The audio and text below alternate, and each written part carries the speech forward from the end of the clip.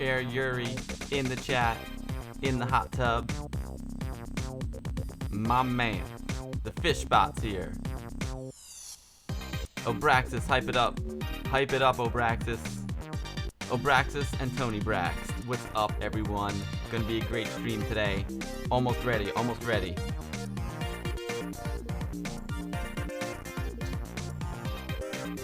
I think I actually did all the social media blasts already. I'm gonna take a sip of kombucha and we'll get going. Razor XG. Good evening to you, my man. It's a pleasure to have you all here. I'm psyched to play some cool stuff today. We got an awesome guest. It's gonna be an awesome stream.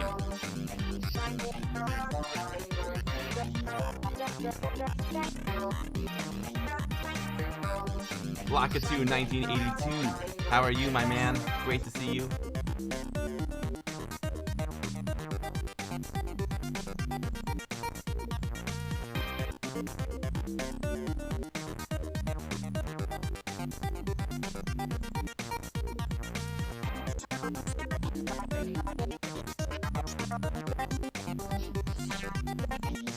Baltos, my man.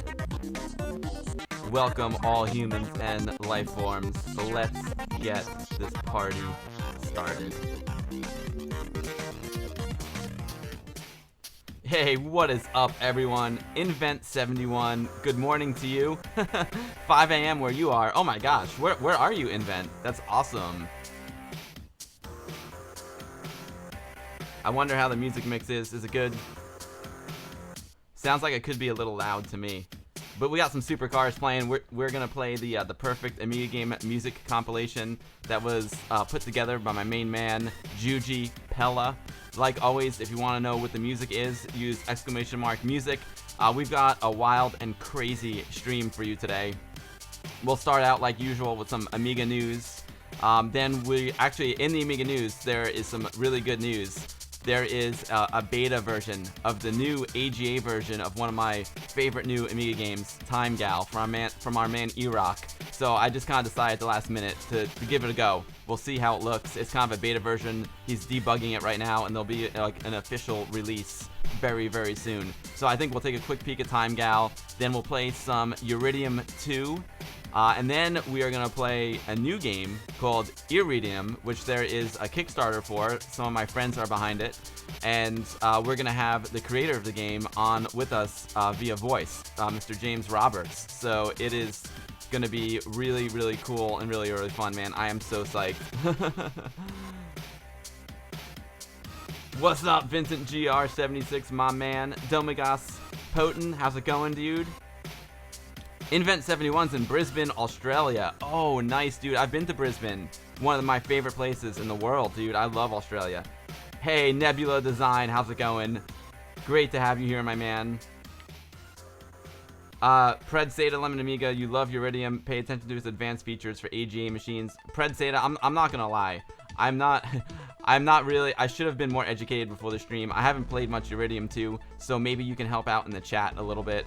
You know, I've played it a few times. To be honest, like, I'll be honest with you guys, like, Uridium 2, like, I like the game, but it kind of came out, I think it came out in 1993, a little bit later in the Amiga's, Amiga's life, and I haven't really played much of it. It's very hard for me. It's very hard for me.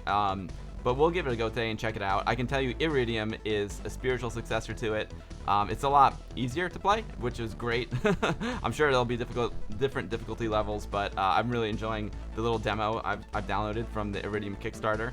And we'll check it out. We will check out both of them. Hopefully, I should have done a little more homework, but guys, it's been crazy for me. Fortunately, thank goodness, work has been bumping for me. So I've been working up all the way up until like literally like 5 minutes ago. Yo, Retro Shred Music, thank you for the host. Appreciate that very, very much. Your music is awesome, dude. Awesome stuff. Yo, Retro Red Rum in the chat, my man. I'll be mentioning you in a few minutes. Alexander Mahita, how's it going, dude? Great to see you. Oh, Air Yuri, meanwhile at the hot tub feed is up. Air Yuri, can you I know you sent me the link. Can you throw it into the chat for me? Pred Seda says the AGA machines allow mayhem mode and some additional visual effects like bullet light effects and smoke from the missiles. And also, how about the voice? Is the voice only an AGA version? Retro Shred music. My man Retro Shred is killing it with the tunes. He's posting them in my Discord. If you want access to my Discord, do !Discord in the chat, and a link to my Discord server will pop up. And he's been posting some awesome stuff. Retro Shred, if you want to throw some of your music down in the chat, man, go for it. Speaking of Amiga Build Discord, Sin Lao, you never have to buy a video game ever again, thanks to Sin Lao. He posts all the deals, all the freebies in my over in my Discord channel. I'm never gonna have to buy a video game ever again, thanks to Sin Lao. He's the man. Thank you, Sin Lao. There you go, guys. Check out Retro Shred music. Really cool guy, and his music is just awesome. I love his synthwave stuff. I love synthwave music. It's just, dude, I love synthwave. You can tell I love synthwave. You can tell I love synthwave. Check out my shirt. Faith in the Glitch, really great friend of mine, one of my favorite Twitch streamers as well. I was watching him stream some synthwave last night. Amazing DJ. He also creates original music, so yeah, very appropriate to post some synthwave in the chat.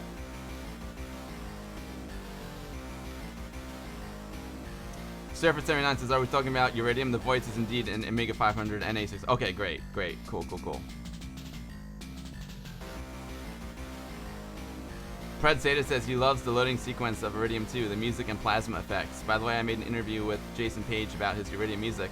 Awesome, Pred Seda. It's not going to be a very interesting stream for you, except for the new game, because like I said, I'm not a Iridium expert. To be honest with you, I really haven't played it much. Vocals in Uridium 2 are from Emma Cubberly, who is today Emma Page. Excellent, Pred Seda. Excellent. I should have you on the stream talking about Uridium 2, Pred Seda, because I'm a dummy when it comes to it. I wish I had done some more homework on it, like I said, but work has been totally slammed for me. Totally slammed. It's been nuts. Which is a good thing. I need to work. I need to work in order to be able to do these streams. Surface79 says that I'm going to be brutalized in Uridium 2, and he is 100% correct. I stink at Uridium 2, man. I get owned like a noob. Oh, you're bad at it too? It's a very difficult game, and I think that's kind of what turned me off to it a little bit. It's just, it was so hard. I was just like, I can't even tell what's going on. It's hard to control the ship. My tip is your ship has 2 speeds. Move at the slower speed. Oh, very good, Surface. I'm not sure. I'm not even sure how to change speeds in the ship. Because, yeah, there was sometimes when it's just so fast.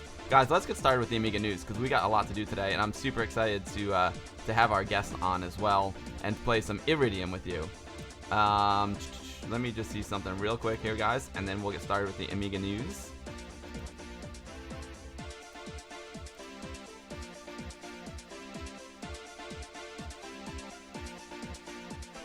Perfect. Yeah, this is Lotus, exactly.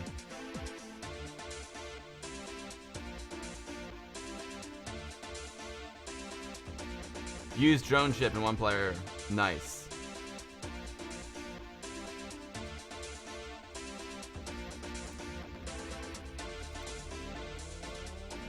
One second, guys. And then we'll get right to the news.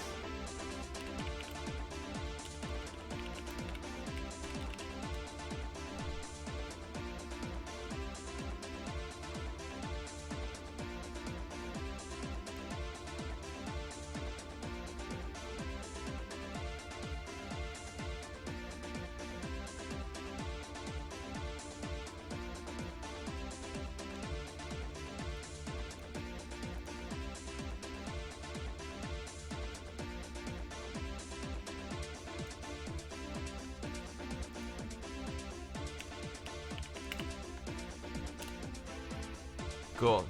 Pred Seda says that Uridium 2 is Andrew Baybrook as best. Yes, I mean, it is a great game. Press left or right to move. Press the same direction again to go fast, but don't do this all the time. Oh, great. Awesome, Surface. Thank you, dude.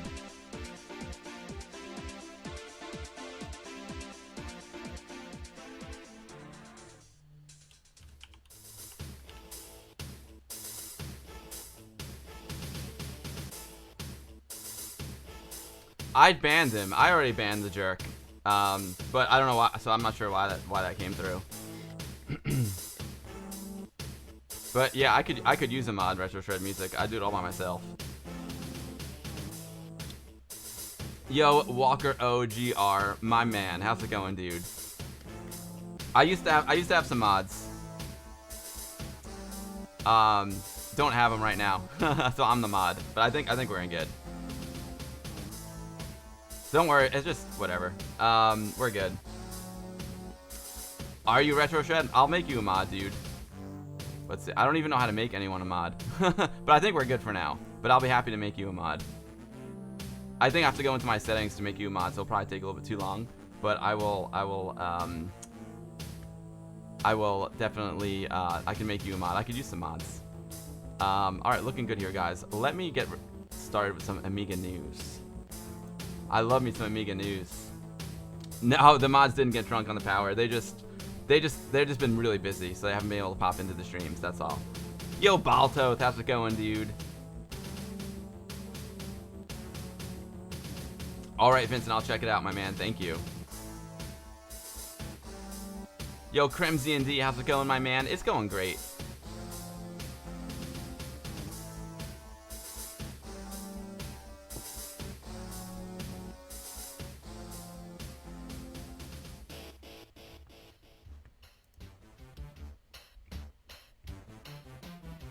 I'll see if that works. And then I want to get started with the...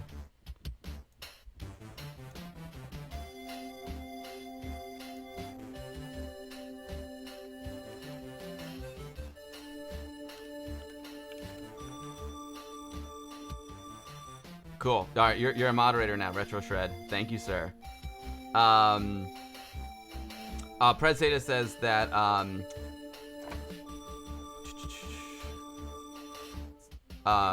Predzeta says that Andrew Baybrook now works together with Steve Turner at some insurance company, programming boring software for them. Oh, no way. That's crazy. That is crazy. All right, guys, let's get started with the Amiga news. Let's do it.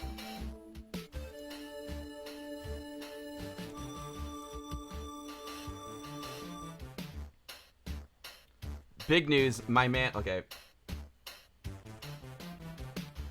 So definitely some big news here, guys. My main man, Jeremy, Retro Red Rum, Double-Sided Games, has announced a brand new hot Amiga game. I've got the article here on Indie Retro News. The game is called Black Dawn Rebirth. Double-Sided Games has been the highlight of retro publishing these last few months, and not only did they publish the brilliant game L'Abbé des Morts for the Commodore 64, which we streamed right here on this channel with Jeremy from Double-Sided Games. So Double-Sided Games just announced an upcoming RPG, Realms of Quest 5, for the Commodore. Originally for the VIC-20, now it's So check it out. Sorry, I'm just a little thrown off from that thing. We're good now. So Double-Sided Games have announced an Amiga teaser for Black Dawn Rebirth, the seventh episode of the Black Dawn Dungeon Crawler RPG series. Now, I'm not a huge Dungeon Crawler fan, guys. I haven't played many in my little Amiga career, but this game looks super cool, and if it's from Double-Sided Games, I know it's going to be top quality. So let's just take a quick look at this trailer because it looks sweet. It looks sweet. I'm just gonna I'm gonna mute the Speedball 2 for a second. We'll get back to the Speedball 2 music, which I absolutely love, but I want to knock the music down so we can hear the music to Black Dawn Rebirth, this new dungeon crawler from Double-Sided Games. Let's check it out.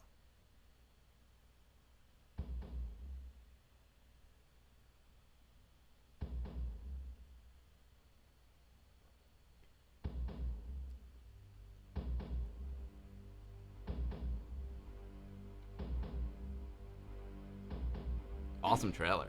I love that dude.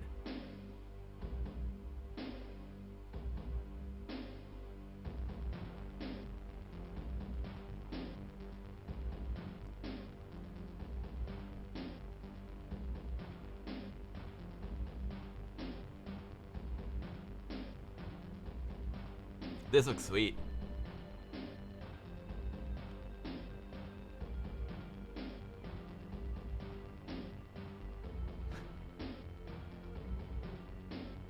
Black Dawn's an excellent saga. I haven't played it, but this is cool, man. Dude, this looks good. And like I said, if Double Sided Games is behind it, I'm sure it's gonna be good. It looks like they're working on 2 dungeon crawlers right now. Yo, Tom Guybrush, what's up, my man? Retro Red Rum, this is super great news, my man. Excellent work, dude. Excellent work, my man. Excellent work to you and the team of Double Sided Games. I'm super excited for this. Any new game for Amiga is awesome, especially when it's from Double Sided Games. I know it's going to be a top quality release. So if you guys want to check out that article in Indie Retro News as well as the trailer, I'm going to put the link in the chat right now.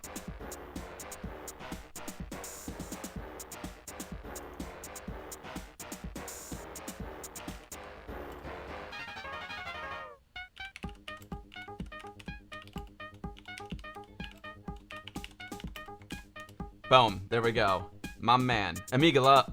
Amiga love. You love me some dungeon crawlers? Nice, dude. Nice.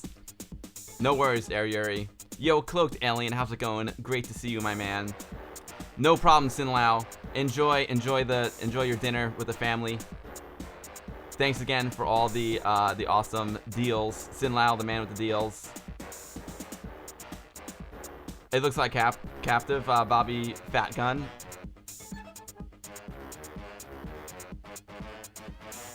Ah, got you. So Retro Veteran says the images in the trailer are from past Black Dawn games. It's just a teaser. I didn't release the screenshots of Rebirth, but believe me, it's gorgeous. It should happen during the weekend. Right on, Retro Red Rum. Okay, cool.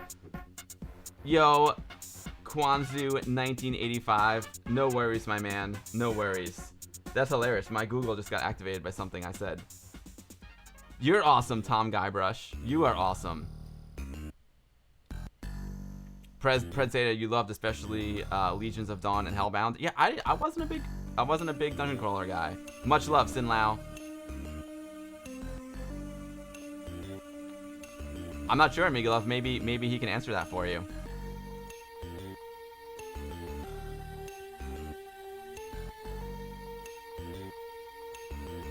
So, more good news in the Indie Retro News front. Flash Floppy, the big 1.0 release of free and open GoTech firmware. Now, if you guys don't know what a GoTech is, if you're new to Amiga and just checking out the stream, a GoTech is a floppy drive emulator, and it replaces the floppy drive in your Amiga, and it allows you to load Amiga floppy disk images off a USB stick. And it's a great feature to have if you don't, if your floppy drive is dead and you want to replace it. It's also cool because you can put, thousands and thousands of Amiga floppies onto a compact flash drive, onto a USB drive, and plug it into the GoTech. It's like one of the first upgrades a lot of people do to their Amiga. I still have an original floppy drive in here, which I also like. But if you're gonna get a GoTech, there's different firmwares that you can get for the GoTech, and the Flash Floppy is one I haven't tried yet, but they just released version 1.0, and it seems to me like it's probably the best version.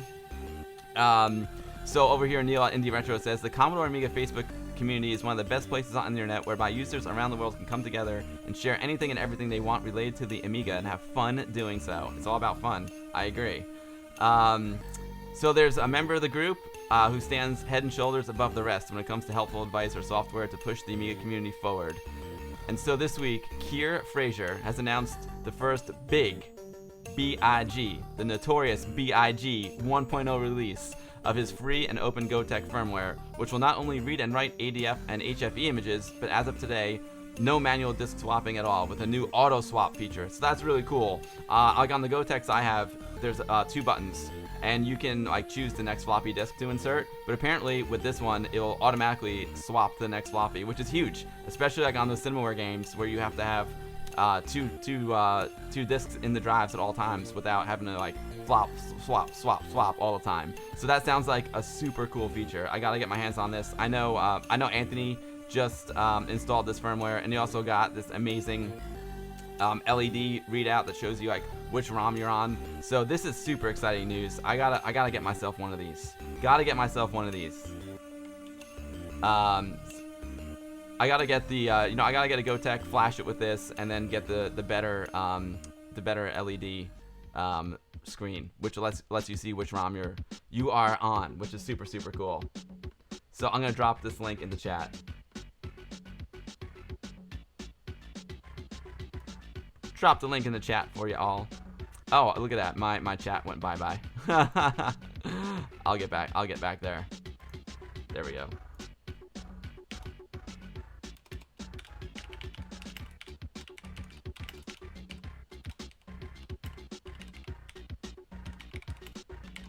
Boom.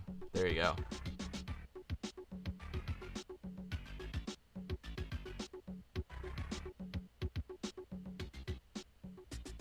Amiga Love, ask Retro Red Rum. He'll get the answer for you. Yeah, that music is from Lost Patrol. You love that game, Tony Brax? If you guys want to know what music is playing, do !music in the chat, and you'll see a link to the music that I'm playing. We're playing Juji Pella's mix, like the ultimate Amiga mix, the perfect Amiga game mix. Eye of the Beholder 1 and 2, Dungeon Master 1, and Black Crypt are amaze balls on the Amiga. Amiga Love, nice dude. Yeah, Retro Red Rum is the owner of Double Sided Games in chat, so if you have any questions about that dungeon crawler, go for it. Cloaked Alien just got a GoTech with flash floppy firmware. It even works in your retro PC. Sweet. I gotta try that flash floppy. It looks awesome. Surfer 79 says GoTechs are also more reliable than floppies as they rot. They sure are, and you know, no physical moving parts. The discs rot and the drive itself can go bad. Yo, Break66, how's it going, dude? Mitch Murder did one of the best Lost Patrol soundtrack remixes. Oh, I need to hear that one.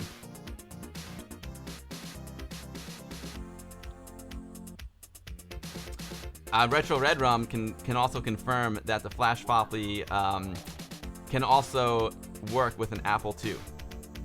Breaking news. Thank you, Retro Red Rum, for that hot tip. Fishbot, no worries, my man. GoTech can also work with IKEA samplers. Yeah, I think originally that's like how, wasn't that one of the first uses of GoTech? I know they were used with like sewing machines and keyboards, right? Like musical keyboards. Laser Squad, yeah, baby.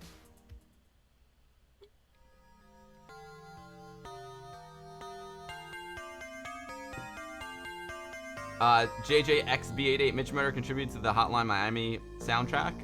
I'm not sure. Alright, next up in the Amiga news section. This looks pretty interesting. Another new Amiga game coming out. Blask, first-person shooter Amiga tech demo update. So this is a tech demo. There's an Amiga tech demo called Blask, or as his previous name, Alien Enemy Dangerous Alien, which is a new and improved demo with updated movements to coincide with this news for what looks like a very early work in progress first-person shooter. Not only has Saberman done a gameplay video, but you can also download the Amos test version below. I haven't done that yet. The author said this. Yo! Razor XG, thank you for the subscription, my man. I appreciate that so very much. It is a pleasure to have you here. Welcome to the sub club. That is very, very kind of you. Thank you, Razor. Appreciate that. But just so everyone who's watching knows, there's never any pressure to subscribe to here. It's awesome if you do, but these streams are just a place for people to come and talk and hang out, and it's just my friends hanging out together. So no need. My friends don't have to pay. You know what I mean? But if you want throw down a sub, man, I appreciate it very much. Last year we donated all the sub money to kids who could not afford some health care, so it went to a good cause. The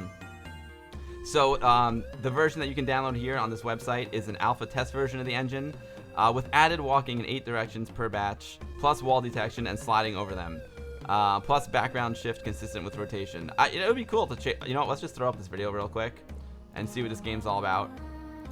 I'm not gonna watch the whole thing because it's pretty long. It looks fun. We haven't had a ton of first-person shooters on Amiga, you know.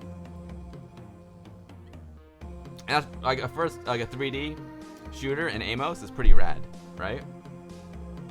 Yo, Amiga DJ, how's it going, man?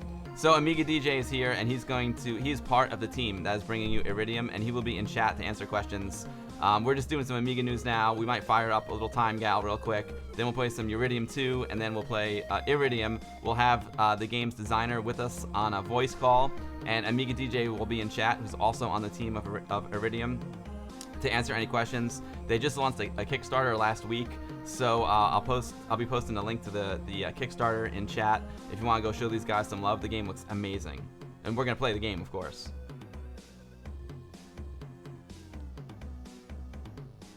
Keyboard, what about a stylophone? Oh, thank you for the link to the Mitch Murder remix, Tony Braxt. I'll check that out. You can see Nightbot is going to throw down a link. If you want to back Iridium, I know it's we're jumping the gun a little bit here because you haven't seen the game yet, but that's the link to the Kickstarter campaign that we are going to show you guys today. Nebula Design said that's an awesome thing to do with the money. Oh, thanks, man. Yeah, I don't do these streams for money, you know what I mean? I'm lucky that I got a good job, which I'll talk about later because I'm going to be going away for a couple weeks. But, you know, I just figured donate to the kids who need it more than I do, you know? Hybris, oh, Hybris is a great game. Domagus, yeah, it was the right thing to do, you know what I mean? Mitch Murder says, Mitch Murder stays crunchy in milk. Nice. Nice. Awesome. Well, this game was cool. I haven't downloaded the demo yet, but maybe we'll do that next stream or something.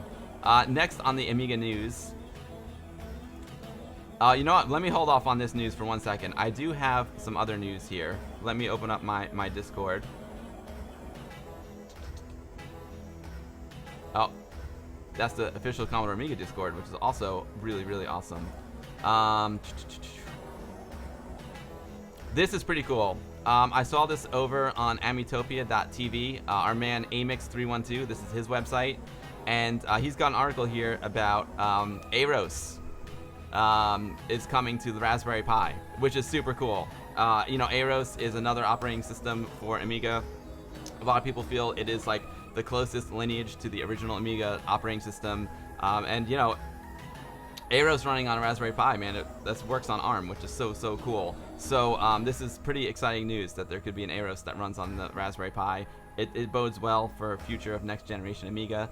It's a really nice little article from Michael. I appreciate that article very much, dude. I'm gonna throw it down in chat, and you guys can go do a little Aros research on your own. I'll throw this link down in chat for you. I keep closing the chat window.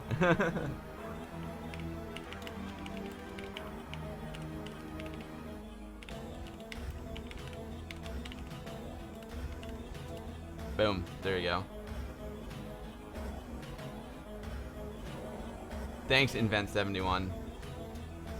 Yeah, man, they need a lot more than I do, you know what I'm saying?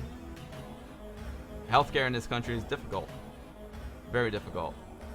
Yes, yay, Seattle Coffee 23. Yes, there is a Kickstarter happening.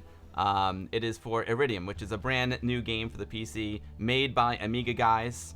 And it is a spiritual successor to games like Uridium 2 and Gradius, and we're going to be playing it in a little while. And we're going to have the creator of the game on voice chat with us, so it's going to be super exciting. Amiga DJ says, nice, Aros on the Raspberry Pi is the way to go. Yeah, dude, I'm super excited about it. super excited about it. If you guys want to check out the Kickstarter, I'll tell you what, we'll check out the Kickstarter right now. Now would be a good time to check it out, and this is what we're gonna do, guys. This is the game we'll be playing in a few minutes. It's Iridium. We will have the designer of the game on chat with us, voice chat, and Amiga DJ will be in the chat to answer any questions you have. I don't want to. We'll go through the whole Kickstarter in a little while when I have him on. But the game looks sweet, and we're gonna play it today. I'll just throw this link into chat for you now if you want to peruse it. If you want to peruse it while I'm doing the rest of the Amiga news, and then we'll read through the whole Kickstarter when James comes on. So that'll be super sweet.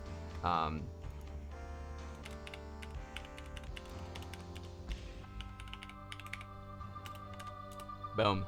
There you go. Man, I'm like off my game today. I got so much going on, guys. I'm sorry. My jobs are exploding, which is just exploding in a good way. So I'm trying to like handle 4 different gigs right now while I'm doing the stream. Invent71 loves Amigas too. Oh yeah, Invent71 is creator, and he'll be on with us in a little bit.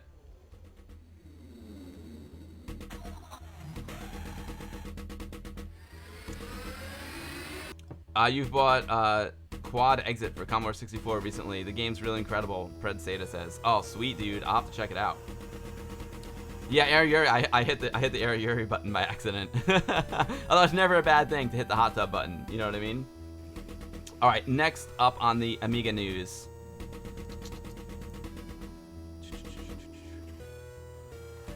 This is pretty cool. Oh, and I turned off my chat again. What a noob. So you guys, I mean, I've played this game Time Gal a few times here on the stream. It is from our man E-Rock from Pixel Glass Games, and it is just a super cool game. It was originally a Laserdisc based game, and E-Rock put it out.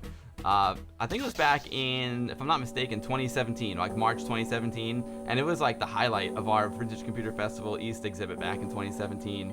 It is one of my favorite new games to be released for Amiga. And now he's releasing a special AGA version of it.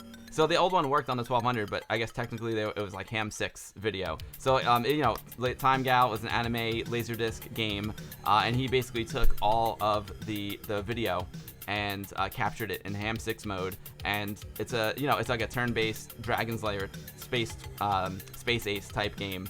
And it's super cool and super fun. And so now he's got, Iraq has got a new version for AGA Amigas coming out. So, Neil says it's Monday and the weather is naff. So how about playing the latest update from our good friends Reimagine Games, Time Gal version 1.2. Sorry, I said Pixel Glass. It's Reimagine Games. My bad. So if you followed our news previously, you would have read that Laserdisc support was added to the Amiga emulator WinUAE. As generally, Laserdisc games were played via an arcade cabinet using Amiga 500 hardware along with a Genlock and a Laserdisc player. And so it's with great pleasure to announce that our previous mentions of Taito's 1985 Laserdisc game Time Gal has not only had an OCS update, but there's also an AGA version available too. Right, so they updated the OCS version, and we've got AGA graphics now. And it looks super sweet. I'm looking here, you could like really, so OCS is on the left, AGA is on the right. And I'm noticing, like, if you look, especially down here, I don't know if you can really, how well you can see it, but if you look at the clouds are kind of like a little bit more blocky in the OCS version, not as many colors, and they are pretty silky smooth here in the AGA version. So, Time Gal, one of my all-time favorite games. Yo, Paul Kitching 3D in the chat, my man, how's it going? Yeah, Syndicate, Pred say that, Syndicate, one of my all-time favorite games. I really want to check this out. So let's fire up the Amiga. We'll just play like 5 minutes of Time Gal, then we'll play some Uridium 2, and then we'll play some Iridium. And it's gonna be great. It's gonna be good fun. So let's go. I'm gonna fire up the Amiga, and we're gonna try out some Time Gal. I haven't tried it yet. I don't even know if it works. We might not be playing the new AGA version of Time Gal. I don't know if it works. Hopefully, fingers crossed, guys. I love turning on the Amiga in the morning. Paul Kitching 3D, you are going to be super excited. I was going to talk more about this when we have James on, but the all of the ships for Iridium, the new game, the spiritual successor to Uridium 2, they were done with Lightwave 3D. How cool is that? How freaking cool is that? When I saw the Lightwave, I was like, get out of town. These guys made their new PC game with Lightwave. I love this game.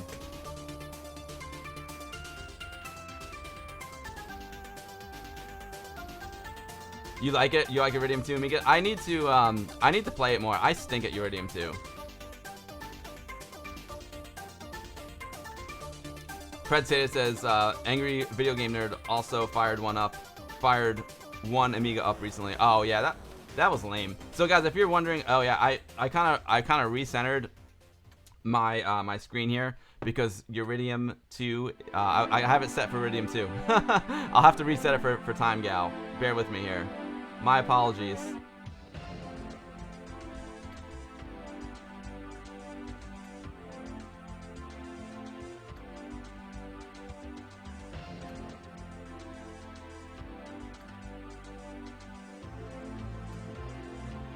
There we go. I had it set because Uridium 2 has got like a weird screen mode. So I had it all set for Iridium 2, but we're going to play Time Gal first, real quick. Even real 3Ds and still... Oh, nice. Yeah, this is an awesome mix, isn't it, guys? Yo, Rule of Thirds. Thank you very much, my man, for the subscription. I appreciate that so much. Like I mentioned before, man, never any pressure to subscribe here. This is just a cool place to come and chill out. But when you do subscribe, man, it's really cool, man. I appreciate that very much. And being that your name is Rule of Thirds, I'm assuming that you are a photographer or a cinematographer, which is very, very cool. I like to obey the Rule of Thirds and then break them. I know, guys. I know the music is pumping right now, and if you want to know where I got this mix from, just do !music. It's amazing. It's a legendary YouTube video from my man Juji Fella. We're listening to some Pinball Dreams right now, but I want to hear the sound for Time Gal. So let's do this. So we're gonna check out the AGA version of Time Gal now, and then we're gonna play some Uridium 2, and then we'll play some Iridium. You did videography years ago when you had the name. Oh, nice. Paul Kitching 3D says he did Lightwave for years, starting on the Amiga and then onto PC, but it crashes constantly for him, so he had to switch to Cinema 4D. Bummer, Paul. Bummer. Surface 79 says you got a lot of misinformation on old game from the Angry Video Game Nerd. Yeah, I mean, it was kind of it was a bummer that he like destroyed that CD32. You know what I mean? Even though I know it was broken or something, or it's just a case, but still, you know what I mean? Crimson, no, I have the same scaler. I just changed the scaling because I had Uridium 2 up before, and that was good scaling for that screen mode. I just had to change it back for Time Gal. Yo, Indie Retro News. My man, we just went through a lot of Indie Retro News, bud. Thank you for all the awesome Indie Retro News. It is a pleasure to have you. Our last bit of Indie Retro News was the announcement about Time Gal AGA, so we're going to fire that up really quick and check it out. I love Time Gal so much.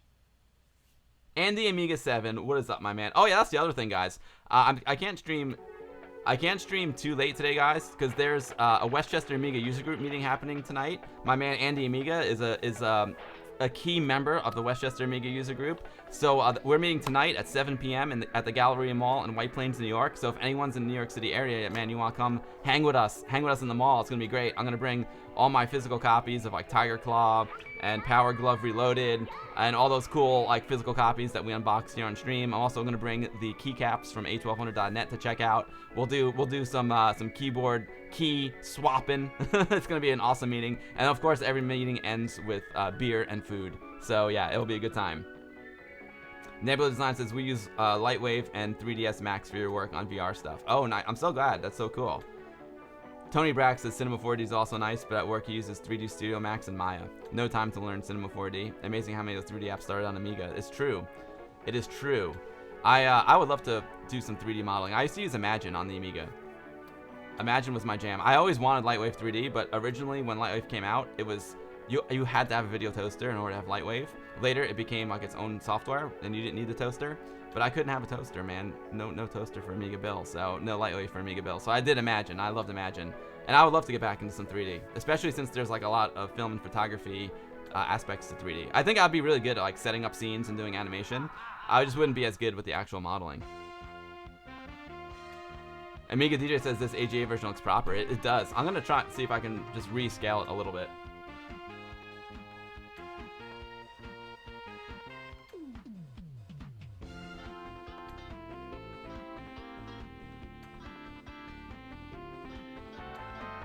At least now it's taking up a little bit more of the screen.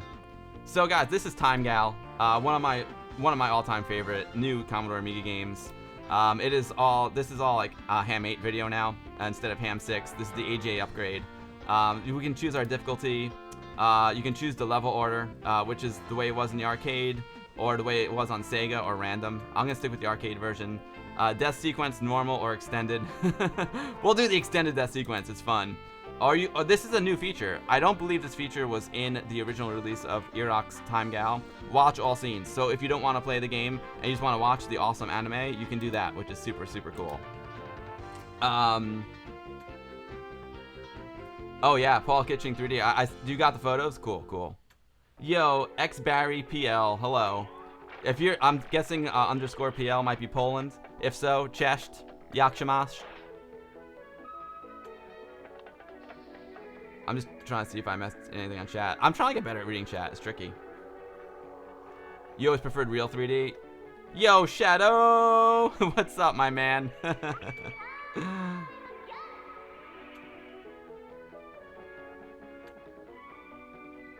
I never tried real 3D. I feel like the volume's a little low.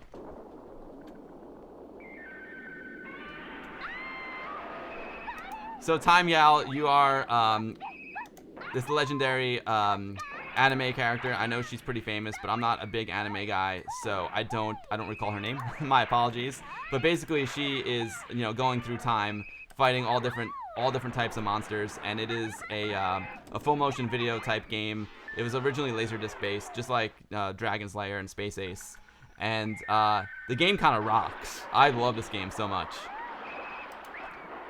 And the AGA version is looking super, super sweet right now. We've played a lot of this game when it came out. This is like I said, this is one of my all-time favorite new Amiga releases. Came out in March of 2017, from what I recall. We had it at BCF East, man, and we had the most. We had a real. Oh, I messed up. Oh, squash! Ouch! I love this dude. He's so bad, it's great. Shadow, yeah. So this is, like I said, this game came out in, well, it originally came out in the arcades, but it came out for Amiga in 2017, thanks to our man E-Rock from Reimagine Games, and he's just released an AGA version, and this is like the beta version. It's a test version. I know Damien D over at English Amiga Board found some good bugs with it, so E-Rock is fixing them, and it will come out like within a week or something like that.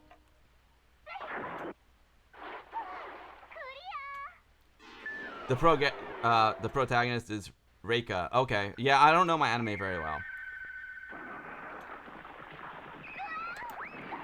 But I love how there's some hints. You put some hints in there. Now, I know Road Avenger, the other Laserdisc-based game that E-Rock did, you can choose, I think, to have the hints on or off.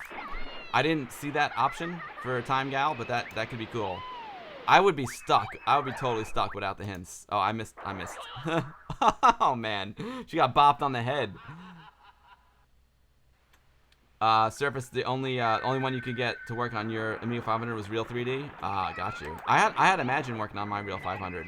I mean, the rendering took forever. I remember like leaving my Amiga 500 on for like 5 days straight, just to render like some short animation on Imagine. But it was worth the wait. When I finally got No 20 in my Amiga 2000, man, I was cooking. I thought it was the hottest thing. I love doing Imagine. The 3D stuff was great. But Imagine always seemed much more difficult to me than Lightwave. When I saw the layout of Lightwave, man, it was just like, it was great. It was just more shoot the enemy, get away, catch enemy with the net. Let's catch him with the net. Like, I just love the interface. You had like an external perspective on the with the camera. It was so much better. Oh, catch an enemy with net didn't work. Break66, I'm sorry. I don't know what Nightbot did to you. I apologize if you were trying to post something useful and Nightbot timed you out. I apologize. He timed out my friend and not the troll that showed up before. I gotta teach Nightbot the ways. My apologies, Break.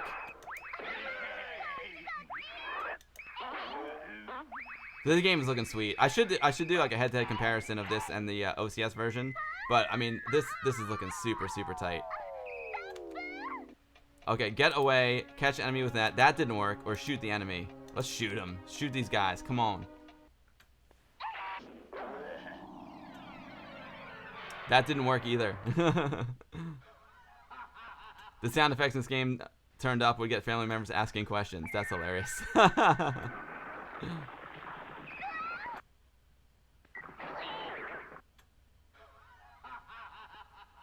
68,000 didn't have the FPU, that's why it was slow. Yeah, totally.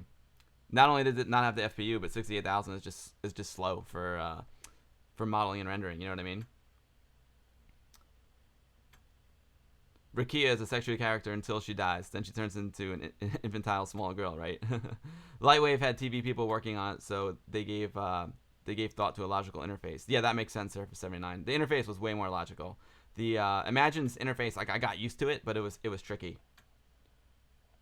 Lightwave was faster since it didn't use ray tracing. Oh, got it. Break66, I'm sorry, dude. I don't know what you typed, but sometimes these automatic bots, you know, these automatic bots don't have, you know, they don't know how to think like a human.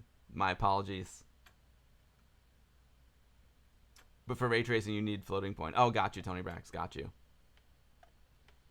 So yeah, that looks awesome. So it's 2:51 p.m. guys. Like I said, I'm a little bit slammed with work, so that's time gal for now. Well, I'll tell you what. Let's throw on some. I just want to take a peek at it because, like I said, this is one of my favorite games. Oh, I wonder if you go to difficulty. Let's go to difficulty insane. I'm just curious if that takes away the. Yeah, no hints. There you go. So that's perfect. Just like Road Avenger, it will take away the arrows and the showing you like what to do next. So that is pretty cool. And you only get 3 gals instead of 5. That is sweet. So a huge thanks to Iraq for doing this awesome update of one of my favorite games. So I'll tell you what, guys, we'll play some Iridium 2 now. We'll play Iridium 2 for a couple minutes, and then we'll play some Iridium. Yuri, you used Imagine a lot back in the day. Me too, man. I loved it.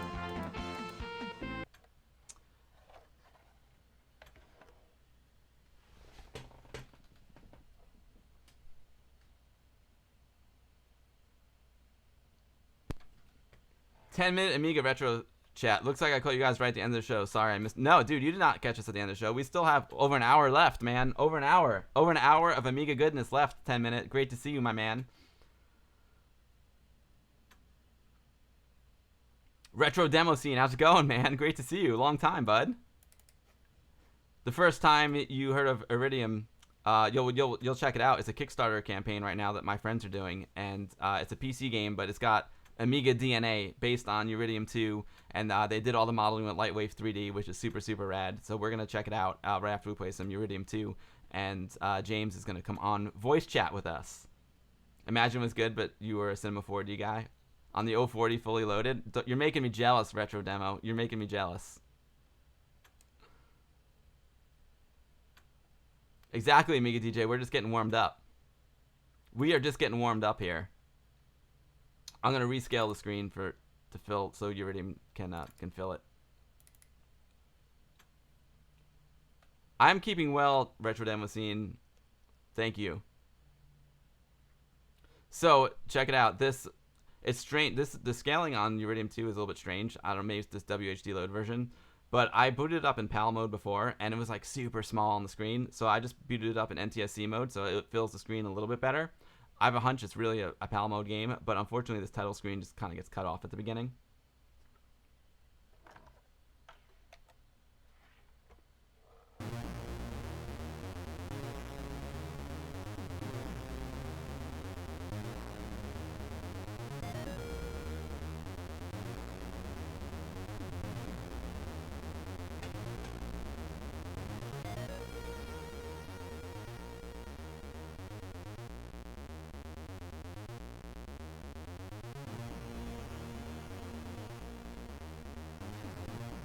Awesome music, right?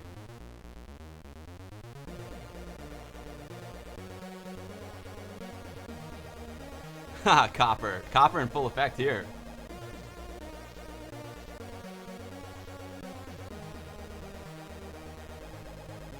C64 style win.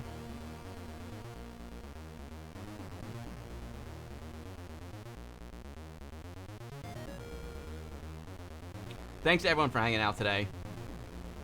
Sorry, I've been kind of a little bit off my game. I've had a ton of stuff going on with work and stuff. I'm actually, while you guys listen to this music, I need to check a work text really quick.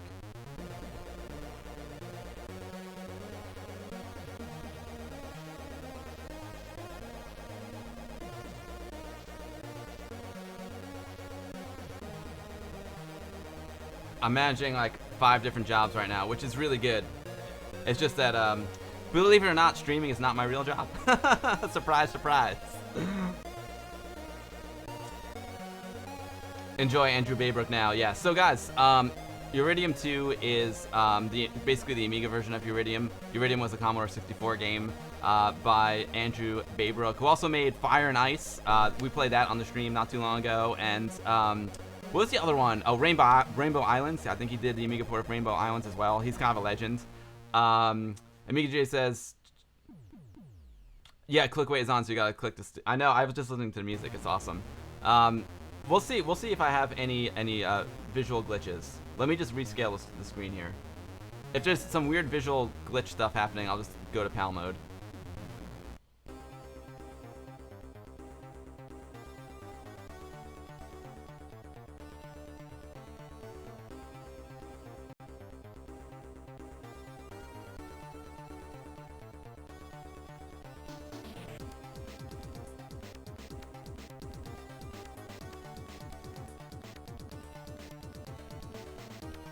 Alright, that's close enough. And Jason Page, of course. Yeah, totally. I gotta make that money, Tim. Making the money allows me to come here on a Thursday afternoon and stream with you guys. So, yeah, totally. And I'm working on some really cool projects. So I'm super excited. I can just set the WHD load tool type to PAL. If it doesn't work, right on. We'll see how it goes. I think it's gonna be good. All right, here we go. Uridium 2, guys. I told you before. I apologize. I'm kind of an Amiga noob. I mean, a Uridium 2 noob. So you're not gonna see stellar gameplay here, or I'm also not a breath. I'm also not I don't have a lot of knowledge about the game, and I want to educate myself more about this game. Get that power up. Get that sucker. Okay, so, oh, cool. So that is a cool point. If I press once, it goes slow. If I press twice, it goes fast. Now I know we are attacking this ship, and we have to land on it. So my apologies again, and my apologies because I'm not an expert with this game by any stretch of the imagination. I really haven't played it much. Break66 says I should stream more. I would love to stream more, guys, and I get better every time I stream, and it's addicting as well. And my favorite part about streaming is hanging out with you guys. So I would love it if I can stream more, but I try and do it like once a week, you know. But I'll tell you guys at the end of the stream, I'm gonna be out of commission for about a week and a half after the stream, because I'm gonna be traveling to Philadelphia. I'm gonna be traveling to another part of Pennsylvania. I'm gonna be traveling through Massachusetts over the next week and a half for 3 different jobs. So unfortunately, no streams for a minute here, guys. But don't have no fear. I will be back, and I'll have made some coin when I return. So maybe I'll be able to buy some new Amiga stuff to show you guys. I'll have to land now. Yeah, there's a landing strip over here. Where is that landing strip? There's also a map at the bottom of the screen, which is extremely... There's the landing strip. Just land on the sucker. Boom. I landed.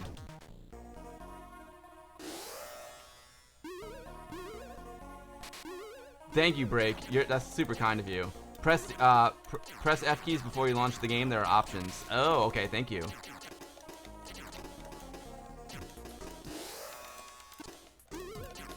This could be a glitch here, because I'm not shooting anything.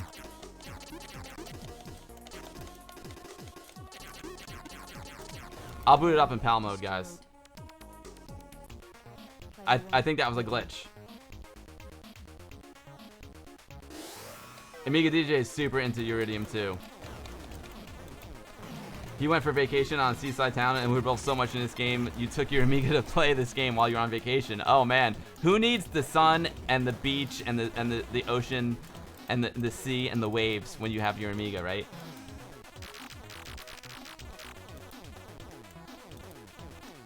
Don't hang around the holes. They shoot out the mines. That's glitchy. Pal's your pal. All right, I'll do it in PAL.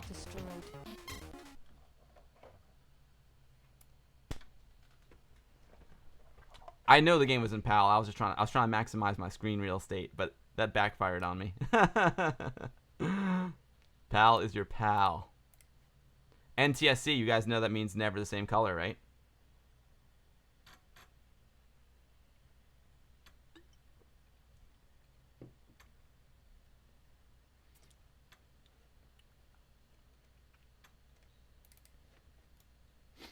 Oh, so check it out. So he was trying to get it up. Maybe we'll do it in a little bit. But meanwhile, so we're gonna have a new feature on the stream that is Meanwhile at the Hot Tub, which is a live stream of the hot tub. So not only is the hot tub in my away message, my opening and my closing, but now you'll be able to see a live stream from the hot tub. We'll definitely check that out for sure, Yuri. For sure, my man. You all know what the hot tub is. Surfer79 says, one thing I really love about this game is that it's got different artists to draw the levels. So as you go through, you really feel like you're attacking different ships. That's a really great point. I didn't know that. That's a great point, Surface. Oh, okay. So the hot tub's not working today.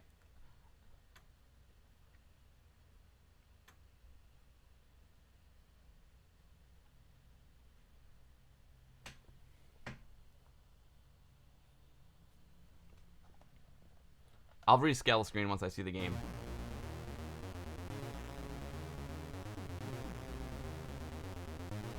Uridium on the C64 is so hard. I've never tried the version for the Amiga yet. I got news for you, 10 Minute. The Amiga version is very hard too. Very hard.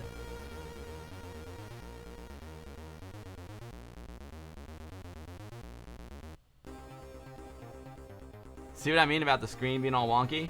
I'll fix it for you guys.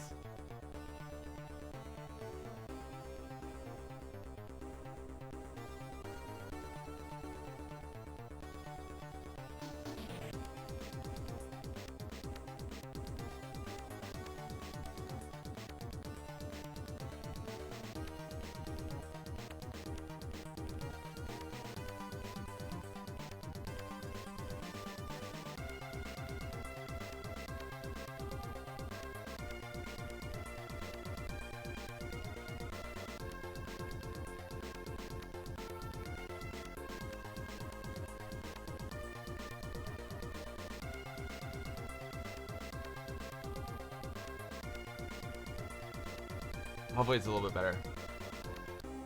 It's been a while. Hot tub, things have changed. Oh, you've never seen the hot tub retro demo scene? Oh, well, you'll see it. Don't worry.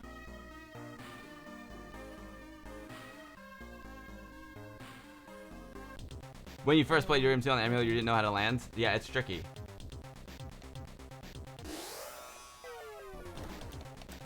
Alright, here we go, guys. Boom. Woohoo! Bob and weave, bob and weave. The trick to this game is really using your ship in slow mode. Gotta power up there. The fast mode is just too fast. I'm old and my reflexes are slow. maybe in my young days, you know what I mean? Oh, there we go. We almost caught that guy. But I love me a good shoot 'em up. I bet you I will get used to this game. Like I said, I haven't played this game a lot. It's super fun, but it's very difficult. You gotta watch that. If you watch the map down there, you can see when those enemies sneak up on you like that.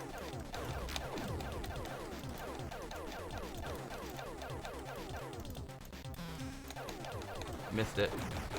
Yikes. And down I go. Remember the oh, Pred Zeta, should I try them now? Or I guess it was when I booted the screen. When I booted the game. Sorry, Pred Zeta. You play most of Iridium 2 only watching the scanner, and there's a way to make the ship spawn even faster if you don't want to wait that much. Oh, wow. Yeah, I watch the scanner a lot, Amiga DJ. That's a great pro tip right there, and I just kind of figured it out on my own. But it makes a lot of sense just to watch the map down there. But there's other enemies besides the ones that show up on the map. That's the tricky one. Those bombs they shoot up. Oh, so, yeah, now we got bullets, guys. PAL for the win. This anti-gravity scene is very, very difficult.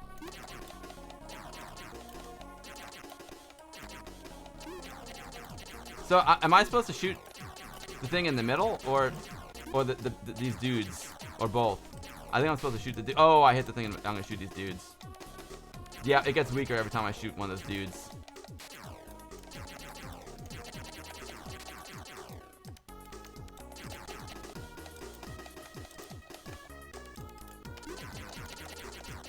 This is cool. I love this little scene here. Oh man, the gravity is tricky to get used to. And these little suckers. Oh no, I'm in trouble. Get that guy. Get that big guy.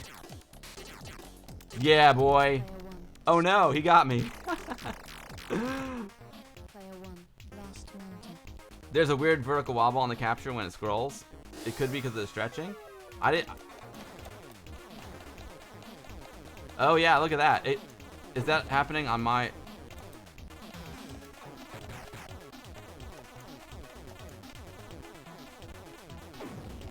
I'm not sure what that is, Amiga DJ, because look, if you look, the bottom, the bottom there, where the controls and the map are, it doesn't look like that is jumping. You can just just button down to open the teleport out if you don't feel like it. Oh, that's fun.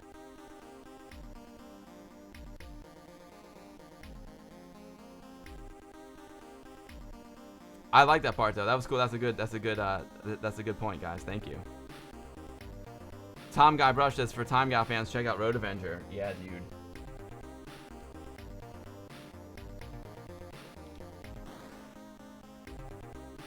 Oh, so Nebula Design is almost ready to come. He is ready. I'm gonna keep playing a little Iridium 2 for like another 5 minutes, and then we'll check out some Iridium. It only happens in the parts that news. It could be a scaling. I think it could be a scaling artifact. It could very well be Amiga DJ. Fred says this game is too. It is. I gotta be honest. I'm enjoying it a lot more right now than I have in the past. Player 1, ready.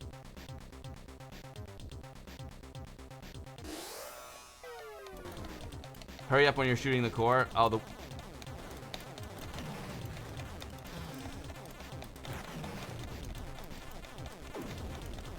the game is really hard. Oh, there's a power up. I missed the power up. There's no doubt that this game is super hard though.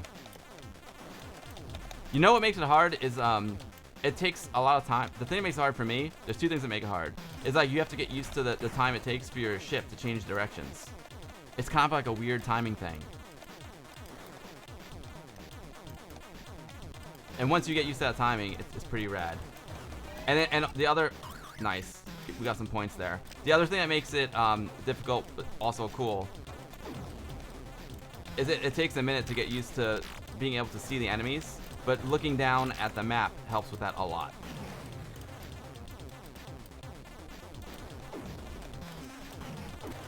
Oh man, those guys hit me hard.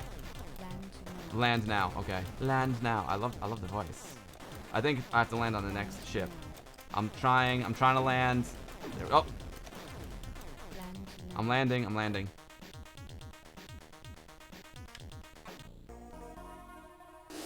Scaling or PAL NTSC frame rate conversion thing, yeah. I'll hit the F keys on the next round, Pred Zeta.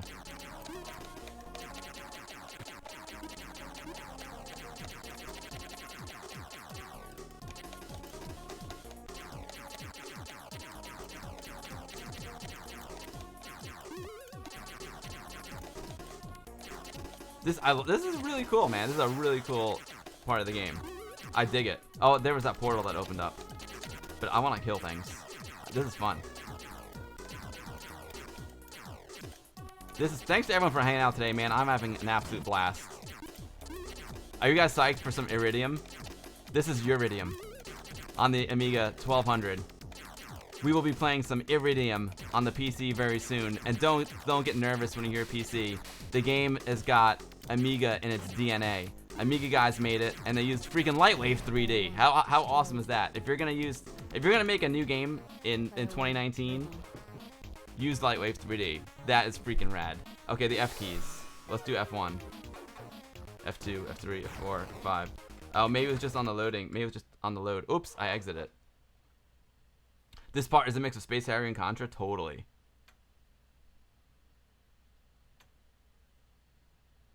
Oh, the spheres that come out of some of the enemies when you shoot them, if you grab them the time before they disappear, it makes the land time even shorter. Right on, dude. Twitch shooters, hilarious. You're invincible when you change directions. You can fly over shots if you want to show off. Oh, dude, that's like next level stuff. F key during the intro. Okay, cool. Which F key should I hit?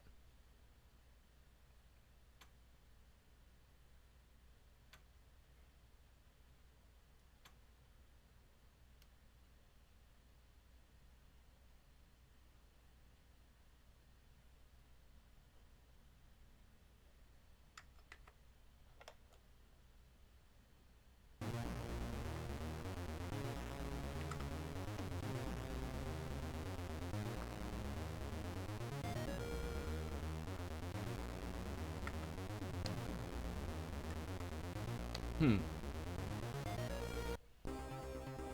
You can earn weapons during a sub game. I didn't see the Oh, there we go. Game type. Oh, interesting. Music on, of course. Starfleet 1, mode normal. Oh, right on. Those are some cool options. Thanks, Predzeta. Now I know. Thank you, sir.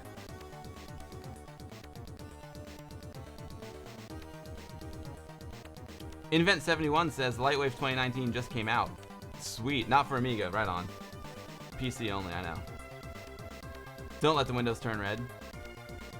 Oh, that's what I was doing wrong. Gotcha. Guys, I have to use the bathroom really bad. I drank so much coffee this morning. I'll be back in 1 minute. We'll play another round of Uridium 2, and then we'll do Iridium. I'll be right back, guys. I'm gonna leave this on because the music is so good.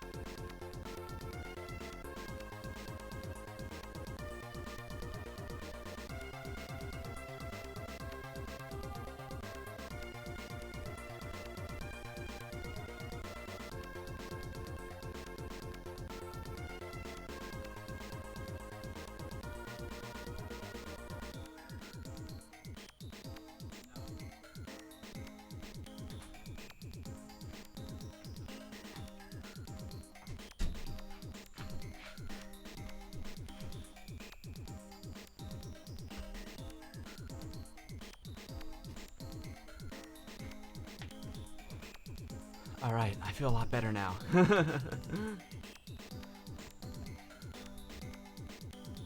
You guys were alone. Miss me? I even washed my hands. Yeah, I had no idea that different people design different levels either. That's awesome. Let's play, guys. I want to play the game. So...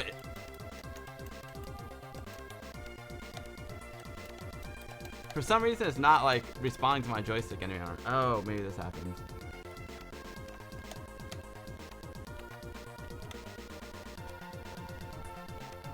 I gotta do a quick reboot. I don't know why it's not responding to me anymore.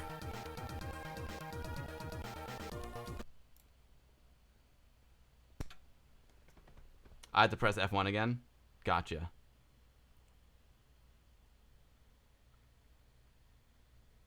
Guys, we'll play one more round of Uridium 2. So today's not really a Uridium 2 stream. Today's really an Iridium stream. So I don't want to play. I'm getting into Uridium 2 now, but I don't want to play too long because our guest is waiting. So I'll do one more quick round, then we'll play some Iridium. So if you don't know what it is, Iridium is a new game that is out for the PC. It's well, it's not out yet. It's just a Kickstarter, and it's a spiritual successor to Uridium 2. It is made by Amiga guys. They got Amiga in their blood. It is an homage to the Amiga, and they did all the modeling and rendering with Lightwave 3D, which is super cool. Of course, they probably didn't use the Amiga version of Lightwave, which is completely understandable. But the fact that they use, Lightwave, the most iconic 3D modeling and rendering program for the Amiga, in my opinion, is pretty freaking rad. One more round of Uridium 2, and then we'll do Iridium. Game mode human plus robot. Try it.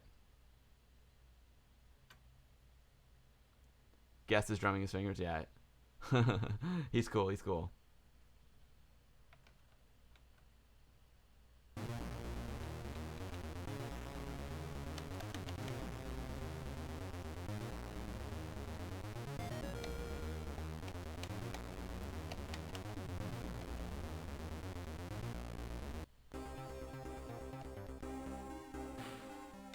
There we go. Okay, I got it working again. I think my switch was in the middle.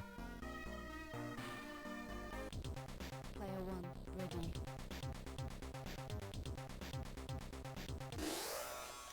I should. Sorry, Pred Seda, I didn't do the drone. I'm just. Oh no, I just had. I just wanted to get the game working again before I go crazy with the cool features. Guys, Pred Seda is from lemonamiga.com. If you are watching the stream and you're new to Amiga, go check out lemonamiga.com. You can use !lemon if you want the link, but it's lemonamiga.com. They are like the ultimate Amiga game database. Whenever you're not sure about an Amiga game, you want some info about it, they've got it there, and it's also like an amazing forum as well. I love me some Lemon Amiga. Get your fresh squeezed lemon. Fresh squeezed Amiga goodness at lemonamiga.com. Oh yeah, now we got double shot. You know what I didn't realize? I didn't realize how addicting this game was. Oh, this weapon rocks. I gotta land now.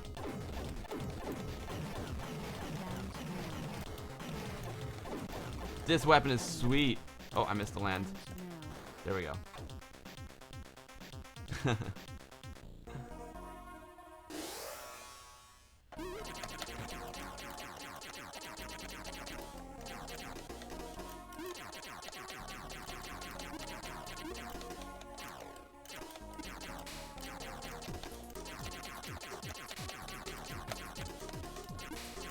Oh, I'm getting owned.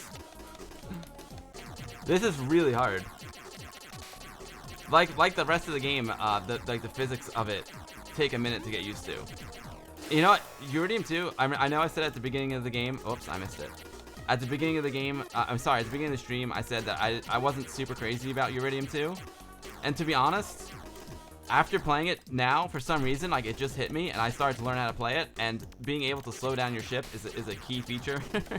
I'm kind of loving it now. So I just kind of discovered a new Amiga game that I want to play, which is super cool. I'm so excited about it. Player 1 destroyed. 10 Minute is a big fan of Lemon Amiga. Nice. Yo, what's up, Fishbot? Lemon drizzle plus cake and coffee. Nice. Yo, Ilhas, what's up, dude? Yeah, I love how your ship is now like a copper color, and there's copper colors on the playfield. That's super rad. Like you mentioned before, it's a different artist at each level. I didn't know that. It still looks like the same game, which is cool. So it has visual consistency, yet but it keeps it visually interesting. And I'm dead. Player 1 destroyed. Hold the button to teleport out when the window goes yellow. Oh, okay. I feel bad. I have no idea how to play this game. What I'll do is one day I'll practice this game and I can play it for real. I booted the game up a few times and it was like I got wiped out really easily, so I got a little frustrated with it. But now that I'm playing it more, I'm getting better at it, and this game can be extremely addicting. Lemon Tube is run by our resident Life School. Oh, Life School is such a great guy. Lemon Tube is your YouTube channel, right?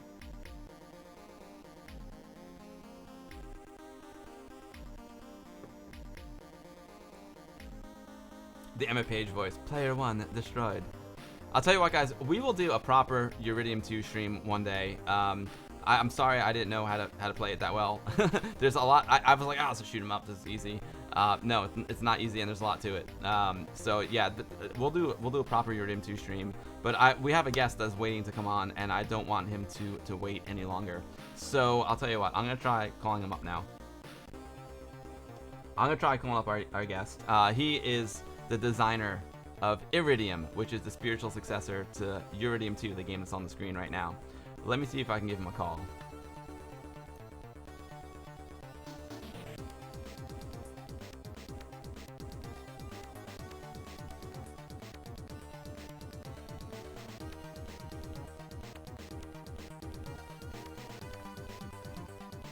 One more second here, guys. Almost ready. I'm gonna give him a call in a second.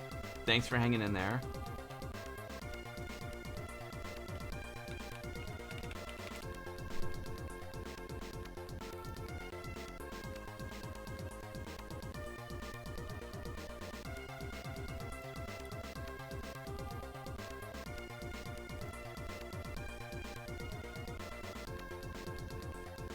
Hello. Hey, James. Ah, That's awesome. Hey, awesome, James. Let me just turn down the music on the Amiga, and we'll be good to go. Great. Hello. Almost there, James. 1 second. No worries. All right, James. So everyone, I'd like to welcome Mr. James Roberts to the stream. James is the man behind the new game Iridium, which we are going to play in a moment. And it's super exciting. You know, one thing I really like to do on these streams is to play like the original Amiga version, and then to play the spiritual successor, whether it is a PC game or like an updated Amiga game. So I'm really, really excited about this Kickstarter and this game you've got going, James. So welcome to the stream. Thank you very much. It's nice to be on. Yeah, it's a pleasure to have you. I'm gonna pull the Kickstarter up on the screen for everyone to see. That's great. But before that, before we go through the Kickstarter, would you like to just introduce yourself and give the folks just a little bit of background about yourself? Yeah, sure. I'm ex games programmer. I used to work for Elite Systems, but after they've been successful, they weren't so much when I was with them. Prior to that, I had many Amigas from about when was it? Probably 88 to 2000. I was actively writing code on them in Amos and Blitz, admittedly, but these days it's all C, C++ mine. So Right on. So you're doing mostly C++, but you know what? I know a lot of folks in the Amiga community are using like Amos and Blitz Basic these days. Like my man Iraq, who did the game that we were looking at earlier, Time Gal. So it's pretty cool. There's a lot of options for Amiga programmers out there. yeah, I've actually got an old thrust stroke gravity force type game which I'm meaning to finish off, which is in Blitz Basic, but I just haven't had a chance to get back to it. Excellent. So you're an old-time Amiga guy, and now you are part of Nebula Design. Why don't you tell us a little bit about Nebula? Is it just you, or is it a team of folks? The name actually came from when I was about 15, writing, maybe 14. I was writing something on my Amiga in Amos, was when they came up with a name. And up until, when was it? Probably, I don't know now. It's probably 6 years or so when I first met Kevin on an event, who did the graphics for Lunar Jetman Remake, which was a ZX Spectrum game. And then after we'd finished that one, we started off doing Iridium, which did actually start off being a up-screen game rather than a sideways scrolling game, which was interesting. But that didn't work, so I changed it to be horizontal, and that worked much better for what I wanted. Brilliant. So this is the second game that you did. Oh, and Invent is the guy who did the graphics. Got it. So Invent and you are both from Nebula Design. Now I got it. Now I made the connection. Yeah. Awesome. And we've also got Akira as well doing the music for us, which I met on the English Amiga board when I requested in one to help with the music, and he kindly volunteered. That's awesome. Yeah, Akira is amazing Amiga musician / DJ. I know he makes some incredible software that allows you to put two Amigas together and DJ from it, which we're going to get into that one day as well. But yeah, so you have an amazing team here. So there's basically 3 people involved in this game, it sounds like. Yeah, we're kind of a multinational.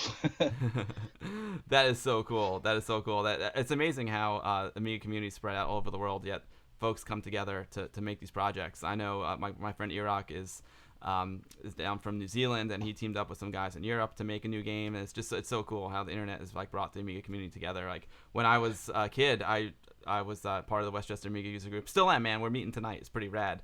But it was like very isolated. You know, that's how the only way I could meet other people is by going to this local user group. But now, thanks to the internet, you can meet people from all over the world. And I'll never forget, like Europe seemed like this far away, exotic place to me back then. But now we're all connected. It's just amazing. All the Amiga community can come together. It's so cool. No, the ability to meet up and get things done these days is quite amazing. It is. So great. This is your second game from Nebula Design. And it's a spiritual successor. We were playing some Uridium too. I wasn't playing it very well. That's right. I was never very good at Uridium 2 either myself, to be honest. And this one is basically a spiritual successor to it. And it also, you also mentioned Gradius here. And Gradius was one of my favorites, man. I played a lot of Gradius on my Nintendo. Yeah, it's primarily like the Uridium for the horizontal scrolling side of it, and then Xenon for some of the weapons, and Gradius again for the way the weapon system and some of the other weapons as well. So it's kind of a mash of all of them. Yeah, I noticed in Uridium 2 on my last play of it, I picked up like a power up, and I had these bombs, which are super cool. So it's kind of a similar thing here in Iridium, where you can get different weapons and power ups, sort of thing. Oh yeah, because you can buy weapons during the level by picking the credits up, but there's also a shop between kind of worlds. So every 3 levels you get a shop, and from the shop you can buy upgraded systems or weapons and all sorts of extras. Sweet. Well, let's take a quick look at the Kickstarter. So, yo, Sanzian, thank you for the sub, my man. Sanzian from the future was 8bit.com, my man. Thank you for the resub, dude. I appreciate it very much. Actually, why don't you tell us a little bit about the Kickstarter first? So this game is a work in progress, but there is an amazing demo available, and that's what we're going to play today. So everyone can go to the Kickstarter page and download the demo. And the Kickstarter, dude, you guys had for a game of this quality, it was a pretty small goal, and you guys already smashed it. But I can, which is amazing, and congratulations. But I encourage anyone who's interested in the game to still go support the Kickstarter, which I haven't done it yet, but I'm going to do it right after the stream is over. So why don't you tell us a little bit about the Kickstarter and what kind of perks are available and when the game is anticipated to come out? Well, the game's scheduled to be finished for October this year, so about 9 months, something like that from now. The original idea for doing the Kickstarter was to get the community support, ideally, so we can find out what works and what doesn't work. And on, for example, some of the higher pledge levels, there's an opportunity to be involved in the design of some of the enemy ships and other bits and pieces as well. Right on. So, speaking of the design, actually, this is something I want to pull up on this screen. I should have had it ready. But you guys did some of the design work in Lightwave 3D, which is pretty amazing. yeah, Kev's the good one on that. He does all of the models and all the ships, all designed within Lightwave. That's cool. I'm gonna pull it up right now, and then I'm dying to play the game, so I want to check it out. But let's check this out, guys. Dude, how rad is that? It makes me so happy to see folks using like Lightwave 3D in 2019. That is freaking awesome. Now this stupid picture viewer on Windows 10 is not letting me see the top where it says Lightwave. I don't even know. Does this work? There we go. That's a new ship that Kev's working on in a minute. That is, which is due to be visible soon, hopefully. Oh, it looks awesome. Let me pull up another Lightwave image here. That is so cool. That's the one that says Lightwave. There you go. NewTek Lightwave 3. NewTek is awesome, man. I use another one of their products called the TriCaster for my job sometimes, and it's kind of, okay. that is like the successor to the video toaster. It's like a modern video toaster, which is super cool. Fishbot says Lightwave is pimp. I wanna get Lightwave. I kind of forgot that NewTek still supports Lightwave. So what's is this one of the ships in the game as well? Like, is this already in the game or is this up and coming? Yeah, that's one's already in. I think that might be is it the Volcron or something? Yes. Yep. It looks beautiful. Yeah, they all kind of spin when they're going along, so they were rather being static. Makes it all look a lot more alive. Sweet, that is awesome. I'm so excited to play this game out. Let's see. So, you know what? Maybe we'll come back to the Kickstarter in a little bit because I really want to play the game. I'm sure everyone's like super psyched to see it. Oh yeah, Tony Brack's Lightwave on the screen. So yeah, so they made the models of the ships for this game with Lightwave because they are Amiga guys at heart, which is super cool. Let's fire up the Iridium demo. So guys, what I'm gonna do now is I'm gonna play the demo that is available on the Kickstarter page. So anyone can go download this demo. Now, James, I might have to adjust the music volume here. Oh yes. Wow. Well, hold on. Let's just listen to Akira's music pump for a minute.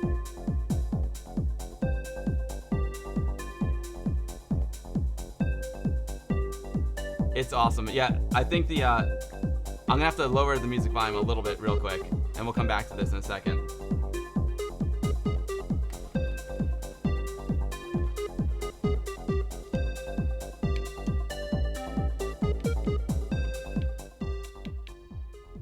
There we go. I think that's good. In the options, you can alter all the music and sound effect volumes and everything. That's what I just did. Did. I think we'll save my settings. I can just exit out, and because I want to see what it said. Akira, your music is awesome, dude. I want to hear it at full volume. I don't want to overpower James. Here we go. I'll fire it up again. I don't have I have you and the PC are coming in. Here we go. You and the PC are on the same mix, so that's why I had to do it via the software. But it's cool that you can adjust that. That's rad. It's the year 4096. I wonder if that's an Amiga reference. Yeah, it might be. That is awesome. It's the year 4096. The Earth and its Commonwealth of Systems have expanded across a large proportion of our home galaxy. The avalanche of human expansion did not begin until 2801, just a few decades after the development of wormhole technology. Wow, wormhole technology, nice.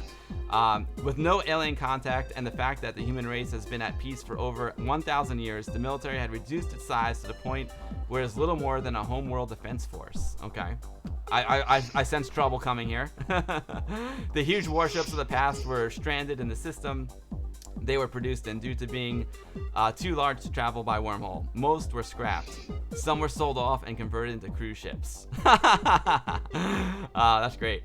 The Iridium project began in 3496 with the aim of producing a small, cheap scout chip. Its initial purpose was to find new planets to colonize without the need for full-blown wormholes, which are very costly and potentially dangerous to open. It was 4083 when an outlying colony reported strange lights in the sky. The colony went silent and its wormhole link was unexpectedly severed. It took 6 months to establish a new wormhole. When it was finally reopened, a team was sent through. The devastation discovered was immense. There were no survivors. Since then, 142 of a total of 209 colonies have been attacked and destroyed. The distances and time between each attack seem to be consistent with an enemy who travels using FTL rather than wormholes. And I couldn't read it fast enough. I'm sorry. With over 500 years for advancement, has been equipped with internal dampening for rapid 180-degree turns. Why don't you tell us a little bit about the ship that we're gonna drive here? Because I couldn't read fast enough. My apologies, James. Nah, no worries. If you use left and right, you can actually cycle through all the pages on the title screen. Oh, excellent. Yeah. Of course, it will there go we back go. to the beginning again. There we go. Well, yeah, it was it's an epic backstory there. It's pretty rad that you put that much effort into the backstory. That's pretty cool. Yeah, I got a bit carried away, I think. It's cool, man. You can never have enough backstory. That's rad. All right, instructions. Oh, I usually never read the instructions as a kid, but they're on the screen right now, so let's take a look. So I know what I'm getting into. Around the edge of the screen, icons will be displayed showing the direction of enemy targets. Targets highlighted with a star must be destroyed. Whoops. In order to finish the level. There's a text description displayed at the top left of the screen, which describes what the next target is. Okay, so I need to kill the targets with a star. Gotcha. Yeah, some of them like have barriers, so you got to destroy them to drop the barrier to get further along and that kind of thing.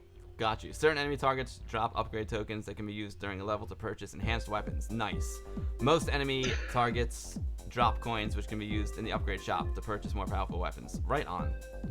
Right on. So the only thing I really missed from there, which I forgot about, was the secondary fire actually recharges, so you can do like a volley of rockets, and if you wait about 15 seconds, it's fully recharged again, so you can keep doing them. Right on. And so what I noticed is the game takes advantage of the new modern controllers. I was gonna plug my monster joystick into my PC, which I do when I use like WinUAE, but I noticed when I played the game real quick before the stream that it takes advantage of like all the buttons on an Xbox controller, which I'm using here.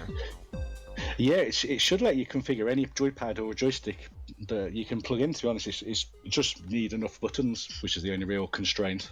Right on. Yeah, my mini monster is a 2-button setup, kind of like so you can use it for like CD32 games as well as just classic. Okay, so we got start, options, and exit. Let's start. Let's play this game. Yo, Amiga DJ, the music is awesome, dude. Get ready. Enter. I love the rainbow. Entering level 1. Okay, cool. All right, there's our ship. Designed in Lightwave 3D. I see the star, so I guess that is an enemy that I need to kill. So I'm hitting the A key. Oh, okay. Oh, neat. The X key does the flip, just like in Uridium. Very, very cool. Y, let's see. Y doesn't do anything yet. B. Oh, B does. Is that a special shot I've got there with B? Yeah, actually, the primary fire is the normal blaster type thing, and then secondary fire fires a volley of rockets. That's it. Neat.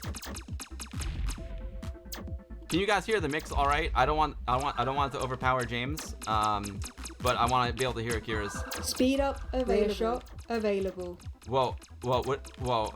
It says something's available for me. Okay, so I see that there's diamonds, and that's showing me like where an enemy is. I just got hit by one. But the star is the one that I really need to destroy. Is that correct? Yes. Oh, James, this game is so much Diagonal fun. shot available. Says that there's a lot of parallax Shields in down. there. Oh, I hit the Get rock. ready. I'm just so excited to hear that the voice sounds like Iridium too. That is just awesome.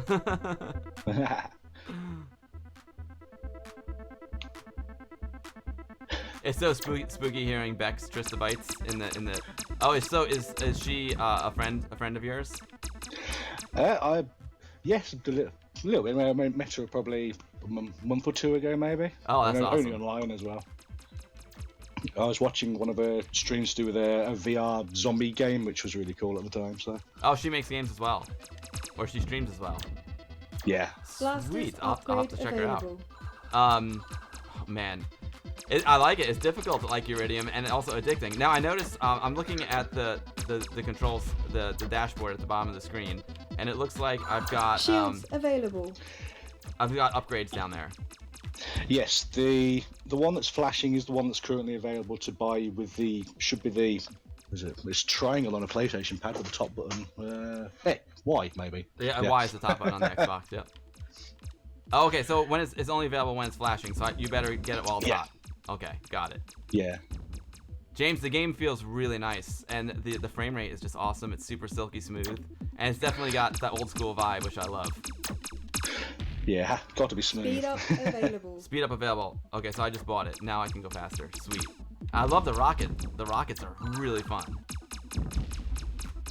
Yeah, if the wall's glowing red or anything near you, it's avoid it. Avoid the red. Got it. Oh, this guy's coming after me. They've got shields too. The enemies have some pretty strong shields. And I like how the power up is kind of magnetically drawn to you. Yeah, the power up and the money for the upgrade shop all kind of suck into your ship, because half the time I found when I had friends playing it, they'd shoot stuff and there'd be a power up, and then they wouldn't notice it, and then it'd be gone by the time they came back again. So Understood. Now, one thing that I'm noticing, it's to be honest, like the graphics. One of the problems I had with Uridium 2, I'm not trying to like bash on the graphics, but sometimes it's a little bit hard to tell what's going on.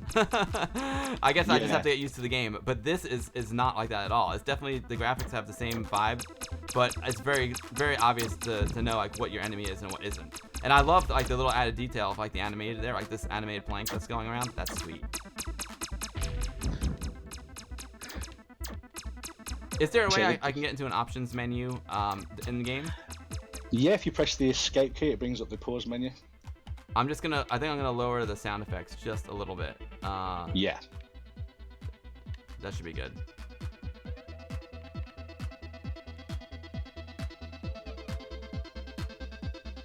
Sweet animation, yeah. Yo, Andy Amiga 7, yes, this is on PC. So that's a great question. So this game is gonna be available on Steam, if I'm not mistaken, and you're also looking into other versions like for Nintendo Switch. Is that correct, James? Yes. Initially, it'll be coming out on Steam, and if we make the stretch goal, or at a later date potentially anyway, will be the Switch version. But I've also recently met someone who may be able to do ports to PlayStations and Xboxes, which is also an interesting future option. That would be awesome for you guys. You know, getting on the PlayStation Store would be sweet.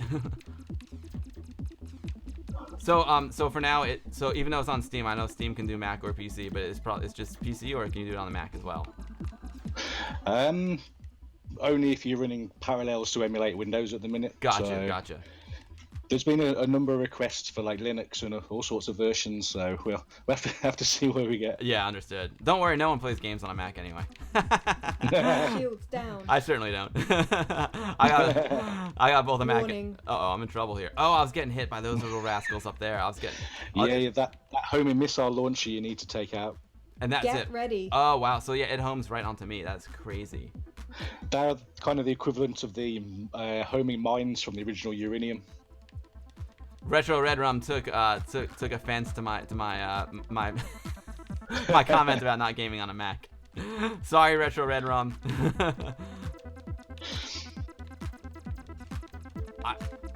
Let's get this guy. The missiles are so sweet. Those missiles are really hard to defend Rear against. shot available. Yeah, you need to keep moving to swing around the back kind of thing. I got them. So it said that there's something new in the shop available. Is the shop only on the bottom of the screen, or is there like a separate shop screen I can go to? The shop, you don't get to the shop until you've finished the level, and the level consists of 3 stages. So you've kind of got to do like 3 effective levels before you get to the shop. Right on. So was that like the first stage that I got? Yeah. Once you finish this one, you'll go to like a deserty level, and that's the second one. Right on. And then there's like a dreadnought kind of level at the end, and then Shields after down. that you get the shop. And then on this, there's a bonus level after that, which is the huge ship on the video. Oh wow. So so how many? So the demo contains what's in the demo that you can get on the Kickstarter page? Well, most of the weapons are available in the shop if you get there, as long as you've got enough of the coins you've picked up. So. No, I'm sorry. Like how, in the demo version, like what does the demo consist of? Like how many levels, sort of thing? All right, you've got the full level one, which is all 3 stages, the shop, and the bonus level. So there's 4 levels overall. But that should take a while to finish. That's quite a lot for a demo version. In the final game, how much do you have planned for the final game? Ideally, we were aiming for 6 sets of 3, so you'd have 18 levels. Wow. And then so a couple of the stretch goals were to add extra levels with extra environments and custom extra monsters and things. So. Very, very cool. What is the so if someone pledges on Kickstarter, like what's the basic pledge that will get you the game? The one available at the minute is the standard one, which is up to £10. I'm not sure what the conversion is. Okay. Wow, that's a good deal. There was an early bird, but they all went. So. £10 is a great deal to support an indie game developer, in my opinion. Hopefully, there's all sorts of levels of pledges. So that's the main one, I think, though. We can take a peek at them after I'm done playing, but I don't want to stop playing. This is super fun. I love it. And Akira, dude, the music is really awesome. I'm really enjoying just listening to the music, even if I wasn't playing the game. I could just like chill out to this music. I love it. Yeah, he has done a particularly good job on the music. And the graphics are freaking awesome. I love it. Now I love the special rocket launch here. I'm using the special button. Do I run out of that? Yeah. Or does it have a cooldown? They basically, if you hold it down, you get a burst for about a second or so, and then it takes about 15 seconds for it to fully load up again. Gotcha. But basically about every second or so, it adds another rocket back in for you to be able to fire. So if you do hold it down permanently, you'll do a volley of missiles, then just like go one, another one, rather than a volley of them. Neat. As soon as I hear the voice, I'm totally I upgrade. This is so much fun, and I like it because it is difficult, but it is playable. You know, I mean, like it's a good challenge, but it's definitely not something that's like overly difficult. Although I'm sure it gets even harder later on in the game. Oh yeah. Yeah, it spent a lot of time altering things because at one point it was just insane. But I think I was the only person that could play it at that point. Oh wow! It helps when you've drawn the level. Totally, yeah. Oh, I love this. I love the difference between the red atmosphere and the blue atmosphere. That is sweet. And the fact that I can shoot backwards now is really, really rad. Yeah, well, remember you can flip over and turn around, which makes life much easier. That is true. I did forget that.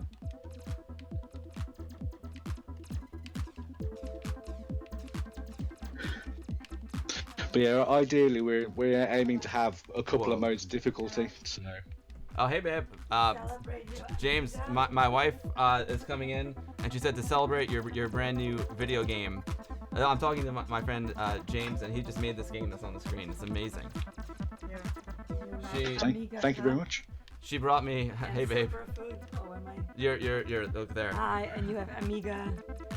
Amiga cup, Oh, I have a. tea, and then superfood bar with Feast essential oil. Yummy, yummy. She made me a cup of tea in my Commodore mug, and she just gave me this amazing superfood bar. Wow, I need Yummy. superfood to play this game. Raw cacao and goji berries and flaxseed and chia seed and dates. Whoa. And Feast essential oil to keep you strong because you're traveling so much. And there's Yes. flu going around, so Thanks. enjoy. Thanks, babe. You're the best. Okay, bye. I need cheese here.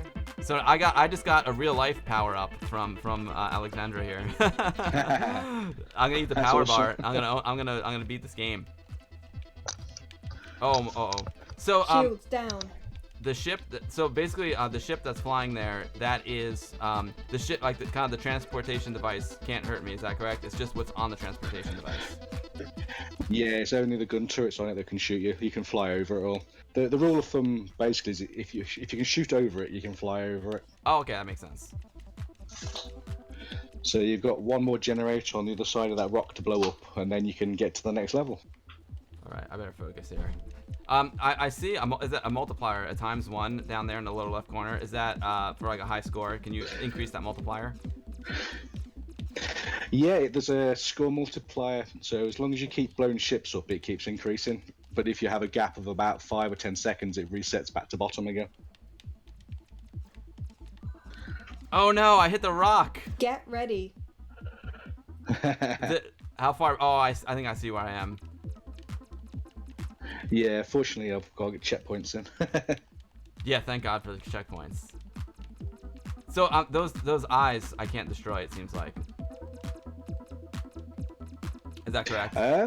No, they're quite difficult. There's certain things that are best avoiding, like the spinning round things that look like eyes, because they're just like bashing mines, and there's some spiky looking ones as well, which are all best to avoid because they just take a lot of shooting. Now I noticed before one of the I saw a skull and crossbones. What is that? It scares me. That refers to the homing missile launcher when it's on one of the big ships moving around, because you get mobile ones of them. Got you. And what are all the stars on the right side of the screen right now? Proceed to exit. That's just a temporary thing to show that you can get off the end of the level by going that direction. It's a temporary thing, that is, to be honest. Oh wow, that was sweet. So I got to the next level. Sorry guys, this game is so intense, and then I'm getting these special deliveries from Alexandra. I'm a little bit behind on the chat. I'm sorry. Oh nice. So Akira says he's never able to play this long. I'm doing well. Awesome. That's a big compliment. Because Akira's too busy making great music. Yeah. I hope you guys can hear the music okay. It's a little tricky to adjust the mix between me, James, and the game. Jost80, what's up, buddy? Yeah, it looks awesome, right? Healthy snacks, Fishbot.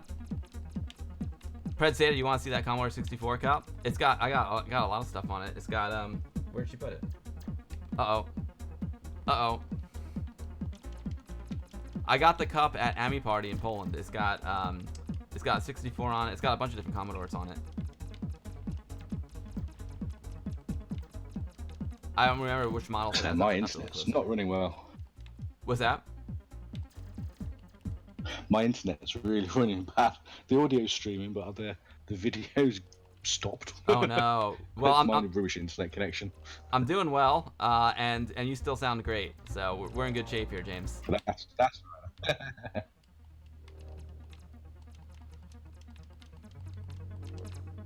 Destroy the homing missile. I can get really into this game. Yeah. This is so what I'm seeing here. This is just like it feels like a AAA quality game. Some of my favorite modern games, James, are like I love Nex Mahina from Andrew Jarvis. There, the guy who did Robotron.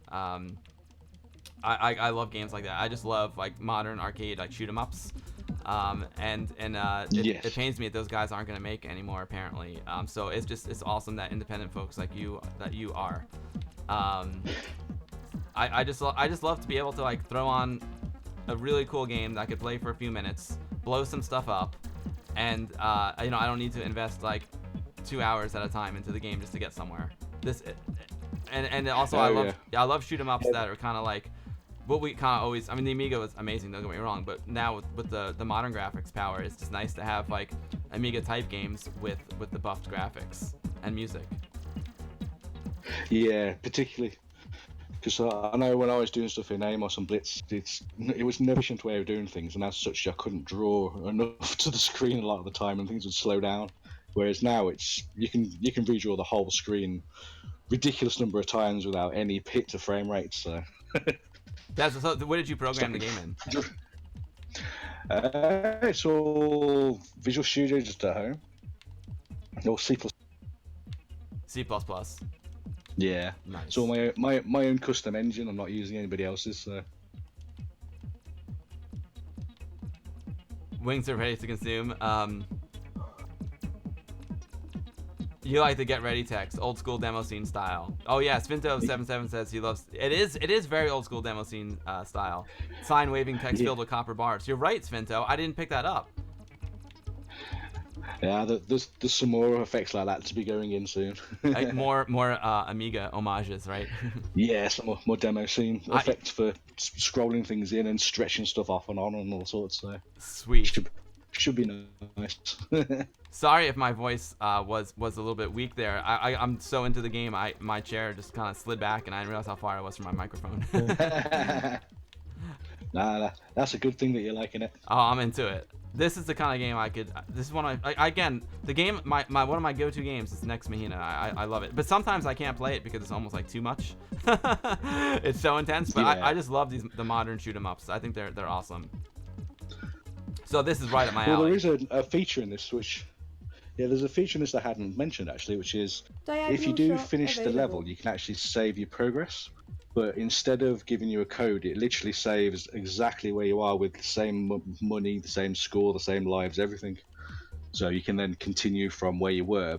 But it also encourages you to get there with more lives, because if you only get there with one life, you're not going to get very far on the next level. Sure. But you get to see it. That makes so sense. if you redo it and then get there with three or four lives, of course, you get further. So Yeah, it's a way of adding in save points without making it too easy. that's cool. That's really cool. Yeah, I remember when a lot of times I would only save my game if I had like full power. If I had full lives, I would save the game right away before I would die. So I'm also getting used to the red. I see that you don't want to bump into the red like with those mountains. Yeah. Or like, it looks like that's like a stabilizer for that bridge. Yeah. It whole hides it all nicely, because later on there's some other levels where you're in like tunnels almost and having to get through much narrower gaps. So comes in handy. That was a custom graphic shader to make it do that, which was nice to do. Yeah, it's nice. It's a nice touch, and it makes it pretty obvious once you get used to that mechanic, not to hit it. Once you can identify it with the red, it makes it obvious not to go there. You know what I mean? Oh, there's some new enemies there. Yes. Those are the ones that we saw. Oh, those are the ones we saw in that's, Lightwave at the beginning of the stream. Yeah. Yeah, there's a Volcron, I think I've got the right name. I could be getting the wrong one now, man. Look. Now, were all the ships done in Lightwave? Yes, I believe Kev's used Lightwave for all of them. Do you know what he used for the backgrounds? Because they're really beautiful too. I'm not entirely sure. He might have used Lightwave for bits and pieces on that as well. I know he's got a whole new tile set to go in on some of the levels coming up. Hey guys, if you like what you see and you want to help support some amazing members of the Amiga community, do !back, and it will give you a link to these guys' Kickstarter campaign. And yeah, I can't wait to back it. So so is this game going to be available as a physical release as well, James? Shields down. On the Kickstarter, there are some pledges where you'll be able to get either a DVD or a USB Blasters key with a upgrade DRM-free available. version on it. However, after the Kickstarter, I'm not sure if there will be, because I haven't got anything lined up. But I could keep doing some more of that kind of thing later. Got We you. were considering adding potentially a big box version, so you'd have like a big box like the old Amiga games would, with relevant manuals and bits and pieces in. But we're still pondering whether it's a doable thing or not. Got you. Yeah, I'm sure that's not an easy Warning. task. Well, I've got some friends who Get might be able to ready. help out. I know, not volunteering anyone, but my friend Jeremy, Retro Red Rum, just started a publishing company called Double Sided Games, and he's making some really cool physical releases. He just did one for the Commodore 64, and he showed a pile of games that he put together in his living room, and he's like, man, my hands are so sore after making all these boxes. I don't know if I ever want to do this again. Yeah. Yeah, I watched the stream where he had the. Oh, what was it? There's that new 64 game, because that looked really nice. Because That's he the showed one. the physical box for that. Yeah, that was really nice. That was. Yeah, it's a great game. It's super fun. There he is, Retro Red Rum's still there. He's the man. I'm wondering. I bet you he has to like, if he invests in some like Ben Gay or some Tiger, what do they call it, Tiger Bomb, he could get a tax deduction on it. I'm worried. I'm worried. I gotta figure out how to get around here. There we go. Okay, there we go. I'm gonna flip around and I'm gonna get these guys. Woo! And you know, one thing I also really like is sometimes, especially in the original Uridium 2, which I need to play more, it's a little bit hard for me to tell like what is a power up and what is a bullet that's gonna destroy me. But here it's really cool because I can see the power ups just kind of get magnetically attracted to me, and the bullets are Orb available. quite obviously orange. Yeah. I love the voice. It's so good. I'm picking up We've coins. got a new set of samples to do soon, actually, so which will be nice. It's gonna be a pretty massive game when it's all completed. Yeah, overall it should be fairly big. I want to give good value to everybody that wants to play it. So. Oh, I got a drone. I got this rad drone that it looks like an orb of light, and he's helping me out. That is so cool. Yeah, that's one of the Nemesis Graduus type upgrades. That one.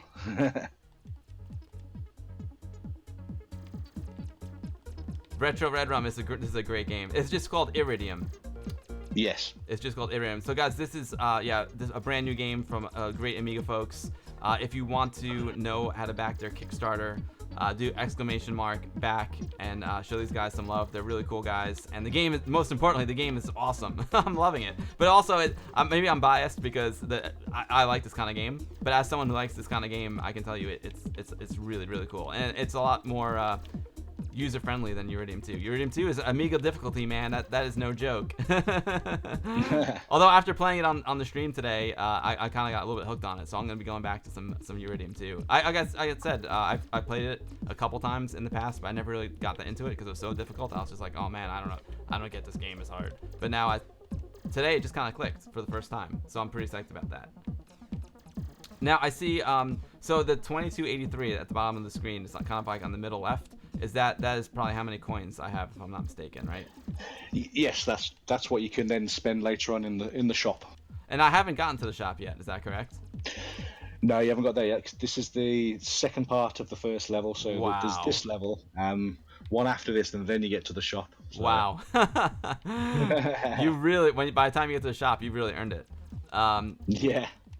This part right here is really hard because I have to get through this little narrow place, and Yeah. Shield You down. need to zip through without them shooting you. yeah, they're coming at me from all directions there. I tried to go up on the top and take the high road, but I couldn't get up there. No. This is so cool, and the graphics are gorgeous, and the music is awesome. Maybe Amiga DJ can answer. I'm sorry if I'm not looking at the chat. With these like intense shoot 'em ups, I can't check the chat too frequently because one glance away and I'm dead as a doornail. But Akira, how many Akira, I'm interested. Akira is Amiga DJ in chat, and the music, he did the music for it, and it's rocking.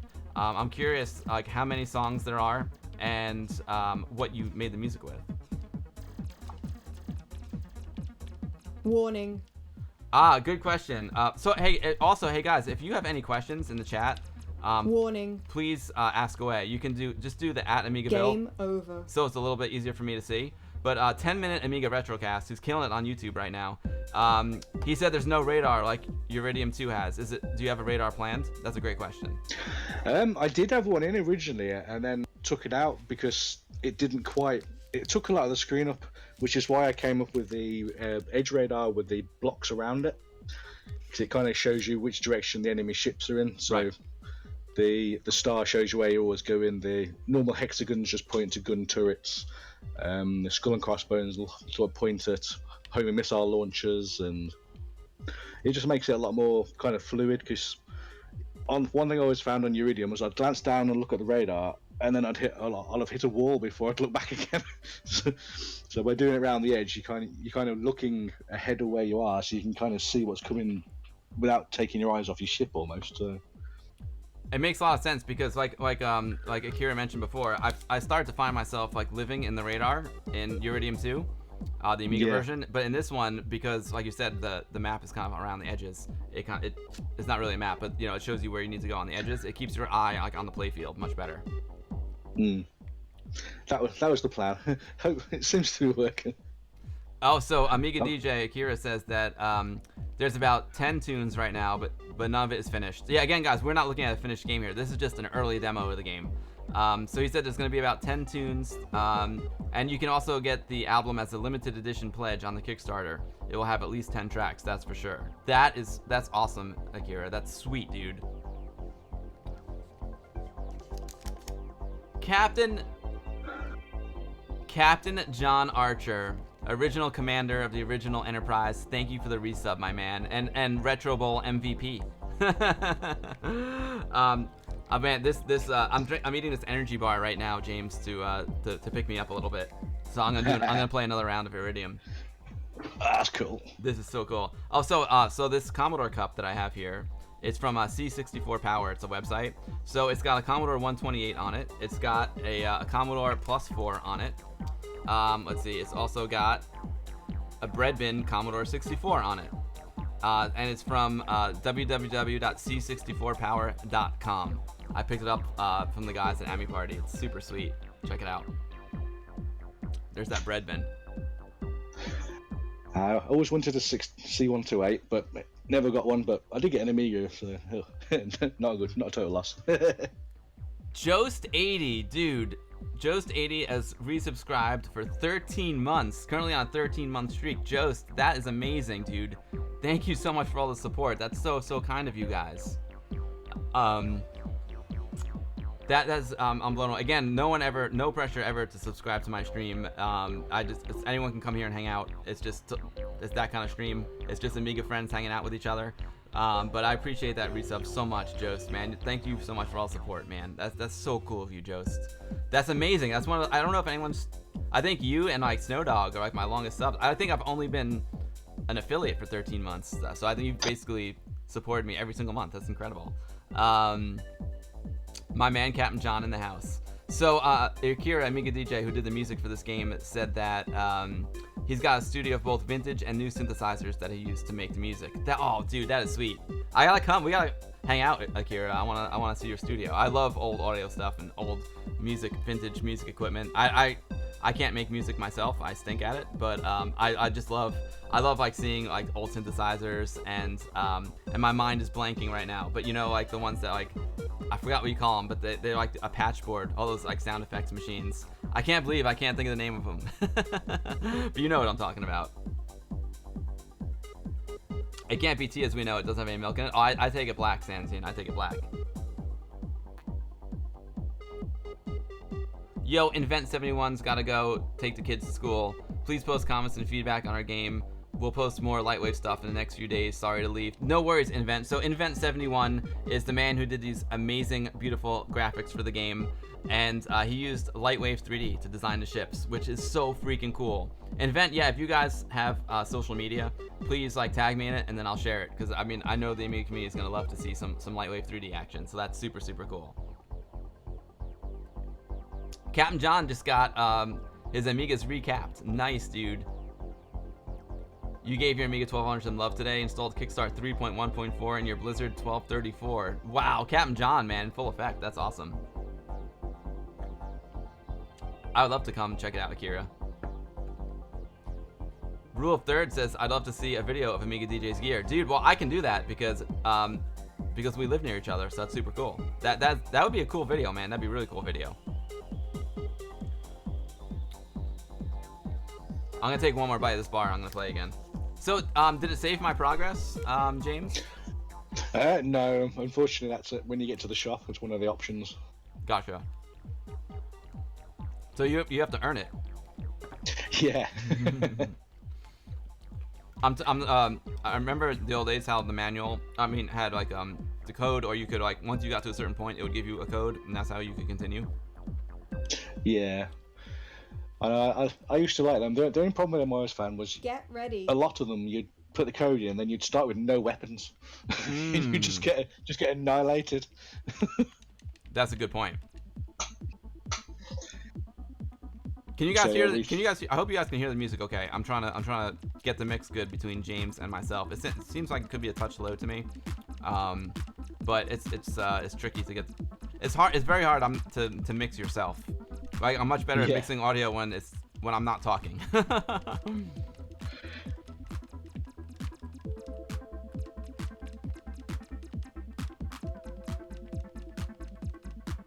I gotta check out your picture there, Akira. That's a great idea, man. I would love to do a video about that. Music sounds okay. Thanks, 10-minute dude. Appreciate it. 10 minutes since you're just joining the stream, and Captain John, we are playing Iridium, the spiritual successor to Uridium 2 / Uridium classic Commodore 64 game, Uridium 2 classic Amiga game. It also takes notes from games like Gradius and sorry, what was the other one, James? Xenon 2. Xenon 2. I hate to admit it, but I don't think I've played Xenon 2. It was very pretty, but didn't play. It was alright, but it wasn't the best. But it was very, very pretty. And what platform was Speed that? up Wait, available. that was available on Amiga, right? Yeah, it's a Bitmap Brothers game. That one was. Oh, okay, I remember it now. Yeah, Shop available. I didn't play it much. Yeah, it was a vertical Diagonal scrolling shot one. available. And from that one, we mainly took the outrigger weapons. So you got like big laser blasters that fly alongside you, and a few other nice weapons. Akira 2 does not have any love for Xenon 2. No, the game was a bit meh, but sort of pretty. It was very pretty. Oh, sweet. So yeah, I just got the triple shot or quadruple shot. So I got diagonal shot now too. I just upgrade. I love how you can do like the upgrades live. You know, that reminds me a bit of what R-Type. Yeah, R-Type and Gradius both had a kind of a weapon progression system. Yep. Speed up available. Yo, Andy Amiga 7, my man. Andy Amiga 7, I will see you in person in a couple hours. James,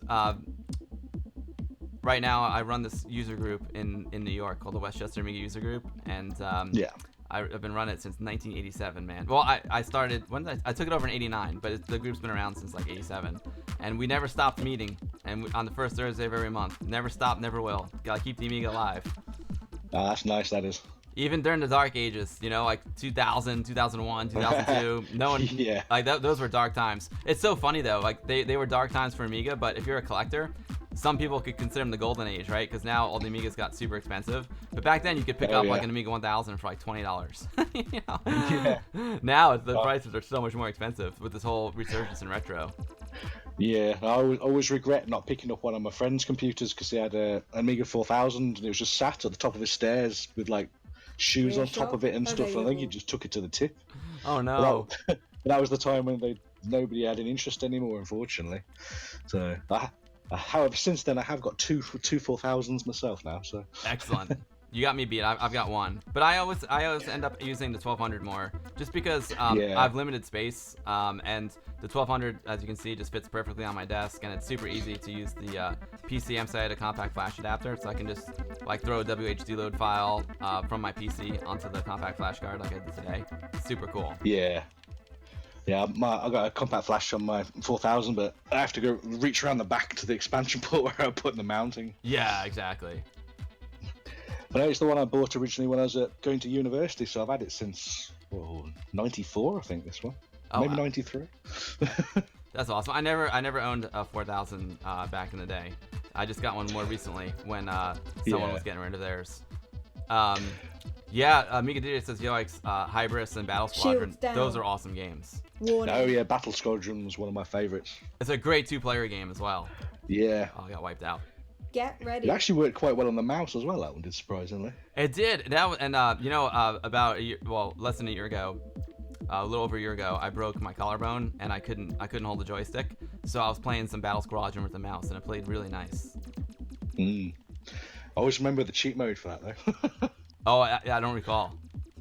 If you type Castor on the title screen, it flashes blue, and then the F keys give you all the weapons. Diagonal shot available. Oh, great. Those you should build some cheats into this game. You know what would be cool too? To have like a crack tro. That might be fun. There were some cheats actually, but I disabled them for the. Oh, right on. That would be Just- pretty rad though. That would be a cool idea. Like if Blasters here I am upgrade giving you more work to available. do, but it'd be fun. It'd be Yeah. a real Amiga homage. You could probably have like one of the crack teams just even like make a quick one for you because they're still around. I know they cracked Oh, yeah. they cracked Everyday Morts from double-sided games, but they don't need to crack the game. But just make a little crack tro as an homage to Oh yeah, Amiga. that would be very cool. That would be awesome. Get like Fairlight or someone to make a little crack tro for you. That'd be rad. that would be some serious kudos. That would. I bet you they would do it. I bet you they would do it. They'd be totally into that. I'll have to look into that. Captain John Archer, I am sorry. I should have reintroduced. I'm talking with James Roberts today, who is the programmer of the game I'm playing right now, Iridium, which is the spiritual successor to games like Uridium 2 on the Amiga. This game is made by 3 old school Amiga guys. James and Akira, also known as Amiga DJ, who's in the chat, did the music. And the gentleman who did the graphics, what's his actual name? Kevin Saunders. Kevin Saunders. Oh, Kevin. Okay, sure. I've heard of Kevin. That's so. Yeah. 3 old school Amiga guys He's made this game. Yeah, he's worked with was it Igor? Oh, I can't remember his full name. The man that Down. did Deluxe Pac-Man, Deluxe Gallagher.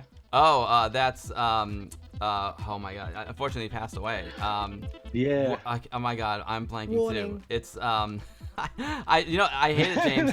When I'm on stream, sometimes like things that I know and are Warning. second nature. It's Edgar, right?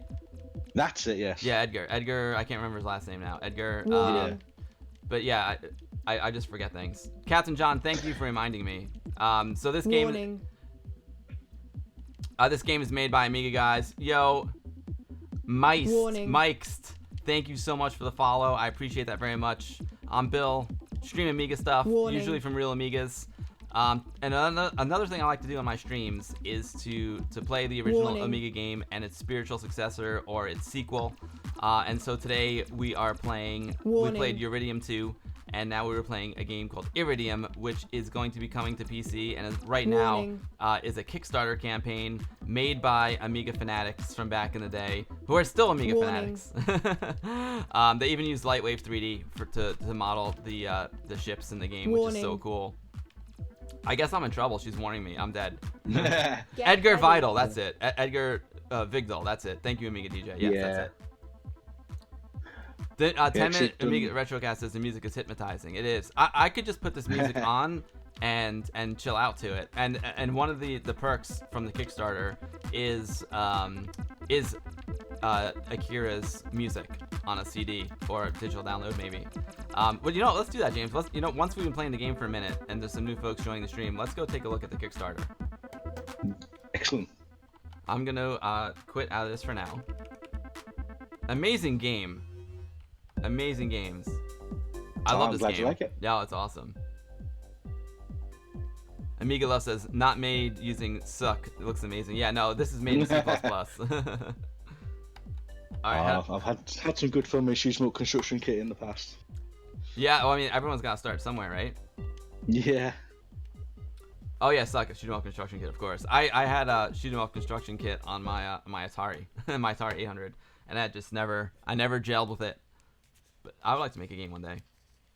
10-minute Amiga Retrocast A long says, time on my 64 doing that one. yeah. 10-minute Amiga Retrocast said he's gonna back this one for sure. So let's take a look at it. If you guys want a link to this, just do !back or !Iridium, and it'll take you to the link that I'm at now. So the game is Iridium. It's a new indie 2D shoot 'em up by Nebula Design, as we just saw. It's a retro-styled 2D shoot 'em up, multiple layers of parallax for that retro vibe. Yeah, that was sweet. 18 levels split over 6 sectors, 3 main player weapons, each with multiple power levels, multiple types of rockets and missiles, 4 types of external weapon systems, the weapon shop between sectors, which I didn't get to yet, but we will.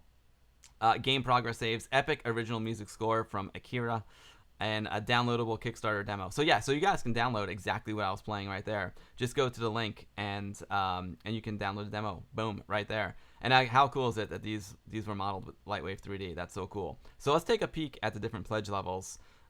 We got a pledge of £1 or more is just, it's a nice little support, show some support for the guys.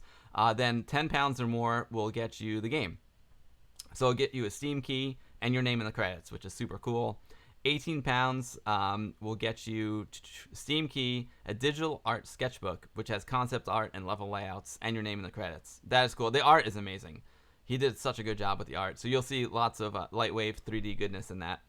£20 gives you beta access. Oh, sweet. So you get beta game builds every 2 weeks, which is amazing. Every 2 weeks. 2 weeks is actually a short period of time. So you'll be getting new builds like pretty frequently. That's awesome. Then we got another pledge of £20 here. You can get a poster. That adds a poster, which is sweet. £22, you get physical. You get a physical DRM free copy of Iridium and avoid any online requirements. So no Steam necessary, even though you still get a Steam key. You get a real physical USB key or DVD and your name in the credits. That is so cool. DRM for the people. That is so sweet. £24 or more gets you a 3D printed model of the player ship. Oh, that's so cool. That's a neat perk. £30 or more gets you, let's see, for those that want all the opportunities to play Iridium, you get the Steam key on release, DRM free copy of Iridium on either USB key or DVD, beta game builds every 2 weeks, and your name in the credits. £40 or more is primary physical items, including exclusive limited edition CD of all the fantastic Iridium music. Oh, there you go. So for £40, you get Akira soundtrack, which is awesome. So you get a physical CD and a digital download of it. And you get the poster and your name in the credits and a Steam key and a DRM copy.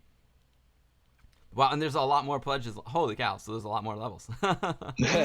That's amazing. So you get architect level, which, you get the opportunity to be involved in the game design. That's amazing. The collector gets the poster, name in the credits, 3D printed model of the ship, the music CD, digital art sketchbook, beta game builds every 2 weeks, DRM copy, Steam key. £100 gets you 2 Steam keys. Oh, 2 DRM free key copies. Beta game builds, digital art sketchbook, the music CD, limited edition poster, and you get to be involved in the game design, and you get your name in the credits. That is amazing. And last but not least, £500, 3 Steam keys, 2 DRM copies, 2 beta game builds roughly every 2 weeks, digital art sketchbook, exclusive Iridium music CD, limited edition poster, and you get to be involved in the game design and your name and comment in the credits, and 3D printed model of the player ship. Wow. So you guys, James, you guys got a lot of options here. Lots of levels of support. Yeah. That is so sweet. Well, I'm not a designer. I haven't pledged yet. I'm gonna pledge like as soon as the stream is over. I would do it live on stream, but I don't know if I have to show any sensitive material. Yeah. But like some kind of like crack trove would be fun. Easy for me to say, yeah. Much harder for you to do. It's just an idea. But this is sweet. So congrats on the game, James. Is there anything that you would like to add? Anything else you'd like to tell the folks? If anyone in chat has a question, please go ahead and ask it, and James will be happy to answer it for you. Oh yeah.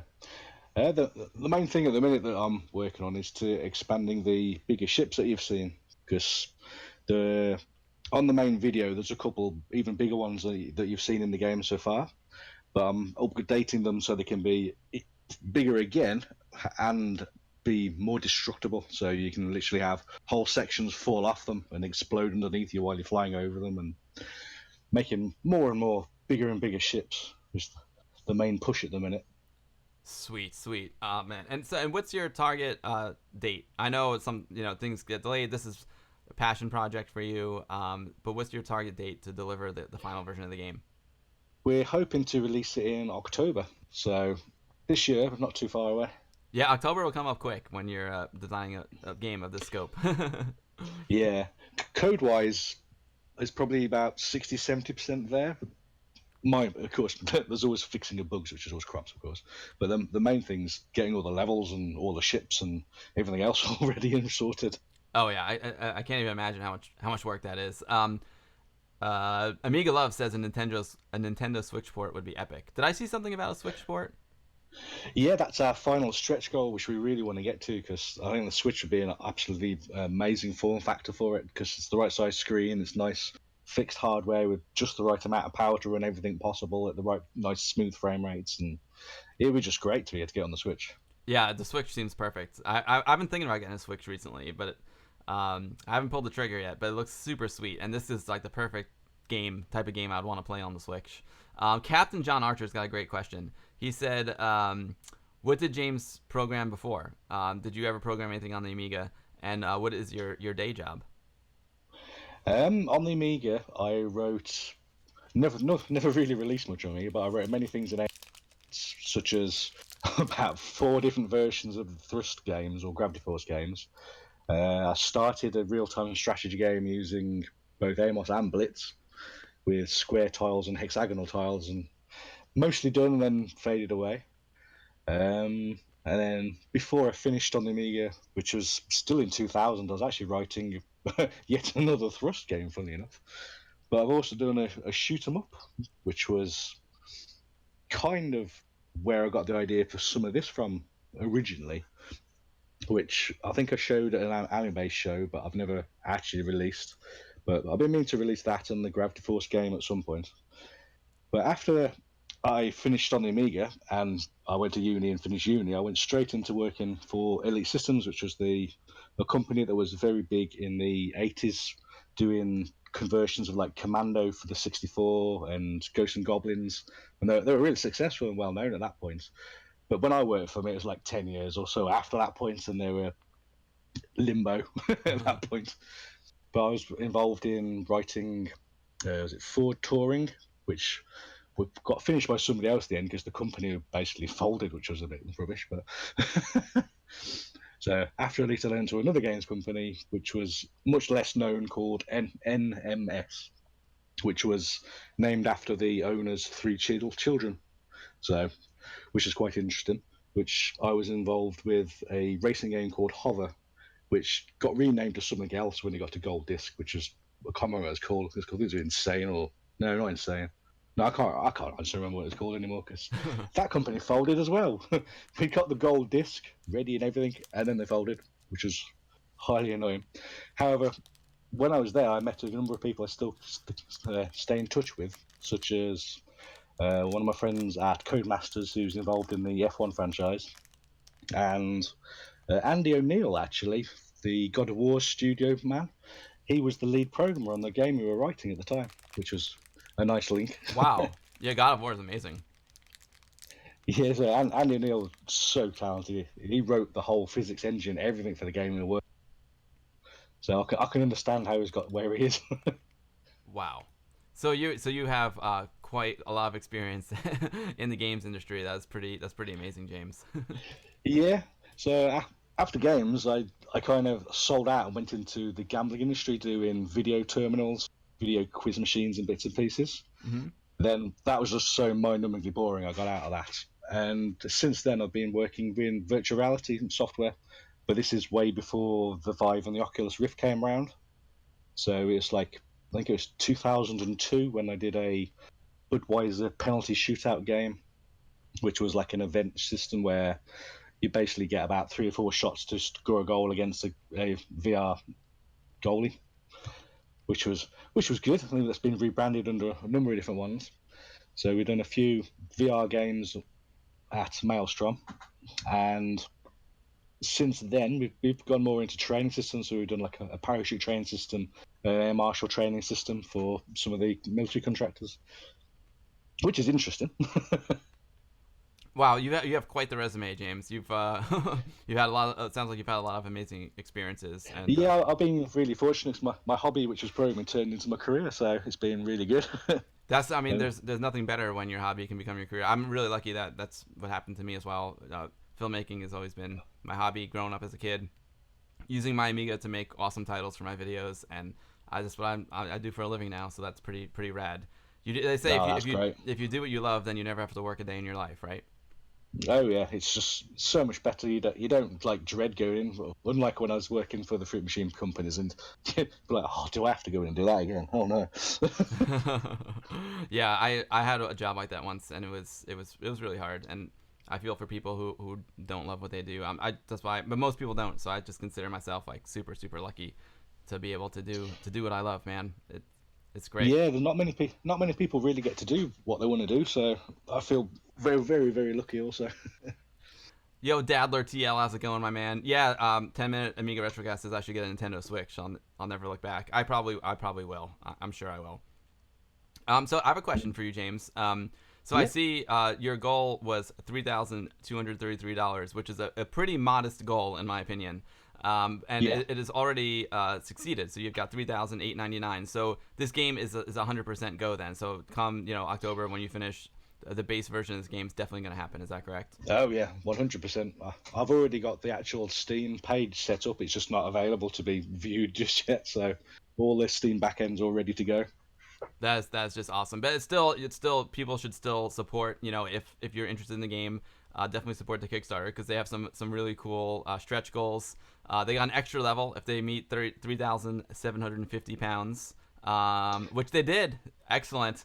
And for 4,500 pounds, we'll get the Switch port. Which would be awesome. I'll tell you what. If you guys make it a Switch port, I'm getting a Switch. That'll be my first Switch game. That would be awesome. I would get a Switch port just to play this game. It's super neat. Well, I don't know. So Akira in chat, if there's anything else that you want to say, James, if there's anything else that you want to say, feel free, go for it. I really appreciate you coming on, James. It's been a pleasure and an honor to have you on. I hope the stream helps a little bit. I got a conference call for my job at 5 o'clock, so I'm gonna wrap the stream up in a couple minutes. But yeah, if there's anything else you want to say, go for it, man. If you want to hang out for a little bit longer, that's cool. No, I've covered everything, but it's been great. To be honest, like this, it's the first stream I've ever been on, so it's been great to chat to you. And I hope we get lots of support and get to the Switch pledge or stretch goal, I should say, because that would be particularly awesome.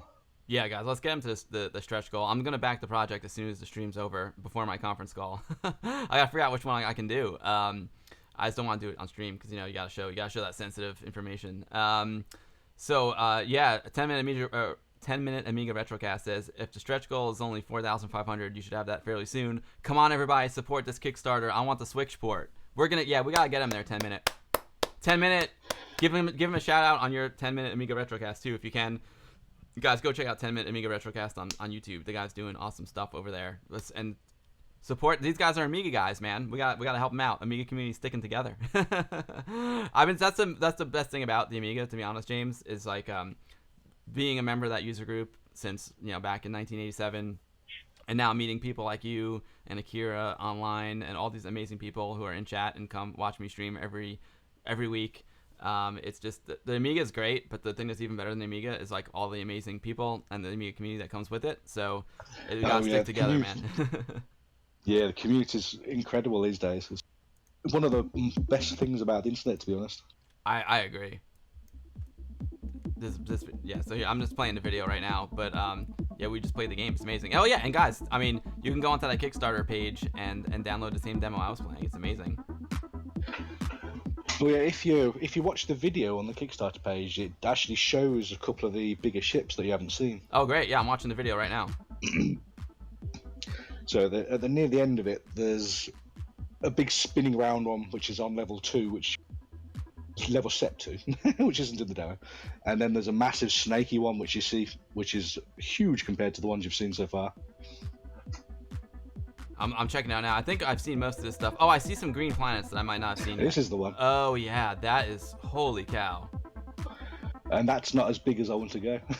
Wow. Well, I really love the mechanics. How like parts of the ship don't destroy you. It's just some of the things that are on the ship. It's a really cool mechanic. I love that.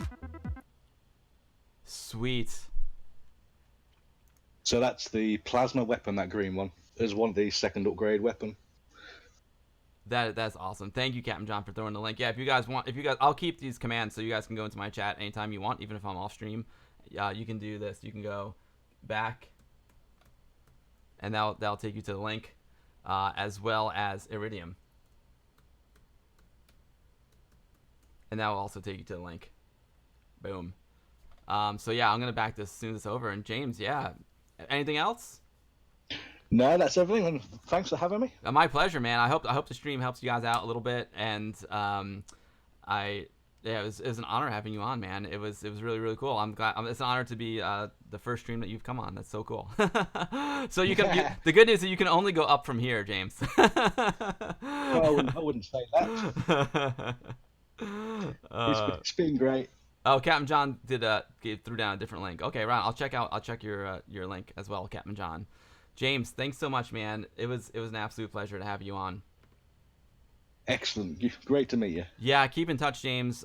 Good luck with the project. If there's anything I can do to help you guys out, please let me know. I'll again, I don't know if I'm connected on your social media, so definitely keep me in the loop on your social media so I can like retweet or post on Facebook any updates and help you guys out. I'll do all that stuff, after the stream and throughout the week. So if there's any updates you want me to throw out there, let me know, and I'll do my best to help you guys out. That's great. I'll keep in touch, and I'll let you know when there's a new demo. Right on. James, thanks so much for coming on, man. Good luck. Congrats on the success, and we're gonna get you over the hump. We're gonna get that Switch edition. I'm gonna get myself a Switch. That would be absolutely amazing. Sweet. So big thanks to James for coming on today, and big thanks to Akira, also known as Amiga DJ, who did the amazing music for the game in chat. James, I'll be talking to you soon, man. Take care. Excellent. You too. All right. Bye-bye. Awesome, guys. That was James. That was James Roberts. That was super sweet, man. I hope you guys enjoyed. What a great stream, huh? That was super fun. I hope you guys enjoyed that. The game is really good, guys. It's super good. It's a lot of fun. I'm also biased because it's my kind of game, but it's my kind of game, and they did it really, really well.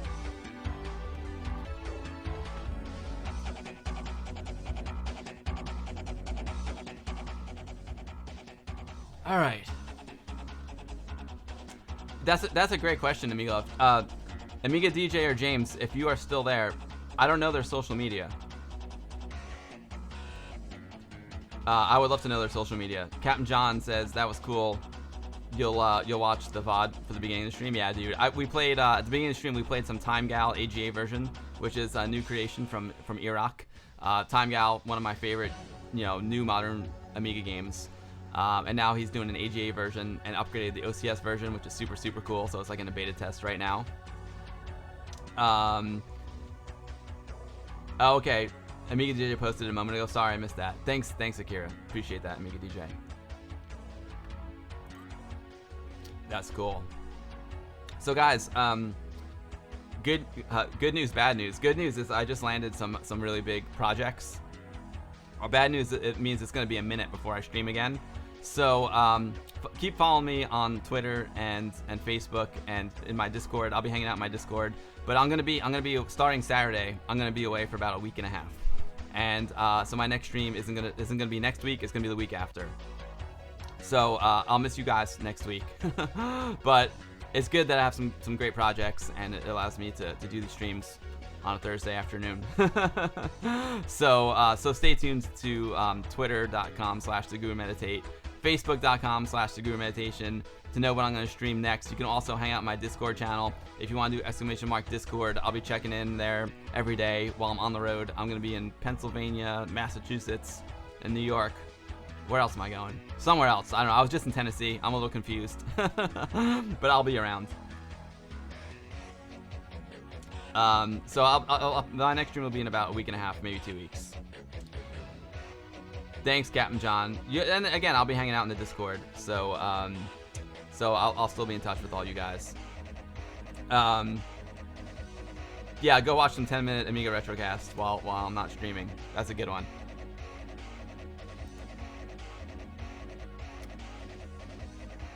Let's see if any of my friends are on.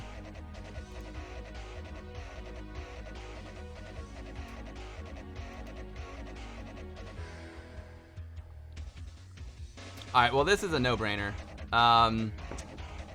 We'll go raid Hazemaker64, who's a big supporter of my streams, and this is his. He's doing Amiga all month, so you'll have some Hazemaker to watch as well while I'm gone for the next week and a half. Arier, thank you for hanging out, my man. You saw. Oh, Dadler, you want to see the Commodore Cup? Let me do this. Let's see if I do. I can do. It's got Commodore 64 on it. It's got a +4 and a 128.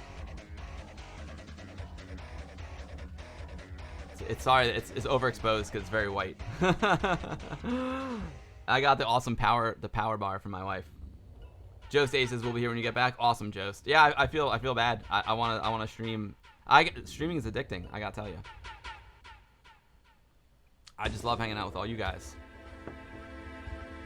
So I'll tell you what. So guys, yeah, I'll see you guys in like a week and a half.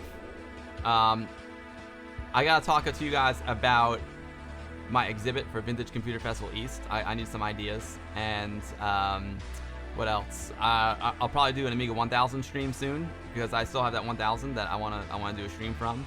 I got a lot of stuff planned, guys. If you are in the New York City area, you can come to the Westchester Amiga User Group meeting tonight at 7 p.m. at the Galleria Mall in White Plains, New York. It's a great time. I'm super psyched for the meeting. It's gonna be a good one. Dadler, thank you for that key play in the retro wall. That was awesome. So guys, we are gonna go raid the Hazemaker64. He's playing some Amiga stuff, so it's the perfect time for a raid. I don't know if 5-card draws here, but I should have raided the other streamer who was streaming Amiga stuff last time. But now I know who she is, so I'll definitely gotta catch her next time she's on. But Razor XG, my man, thanks to everyone for hanging out today. I hope you enjoyed it. Please go back that Kickstarter. Those guys are super cool, and the game looks awesome. Always good to support some Amiga folks in the community. And yeah, my brain was a little bit scattered today because I'm like planning these jobs during the stream, which is challenging. I got a lot of stuff going on, but yeah, I had a great time. I love hanging out with everyone, and it's always a pleasure. Sorry guys, so we are gonna take it to the hot tub, and we are going to go raid the Hazemaker, and that's it for now, guys. Vlog meeting tonight, and then I'll be back in 1.5 weeks, and I can't wait. I'm already looking forward to my next stream. I love hanging out with everyone. You guys are the best. So that's it for the next week and a half, everyone. But I promise I'll be back soon and doing some more Amiga goodness. And until next time, everyone, Amiga forever. Thanks for watching. Take it to the hot tub.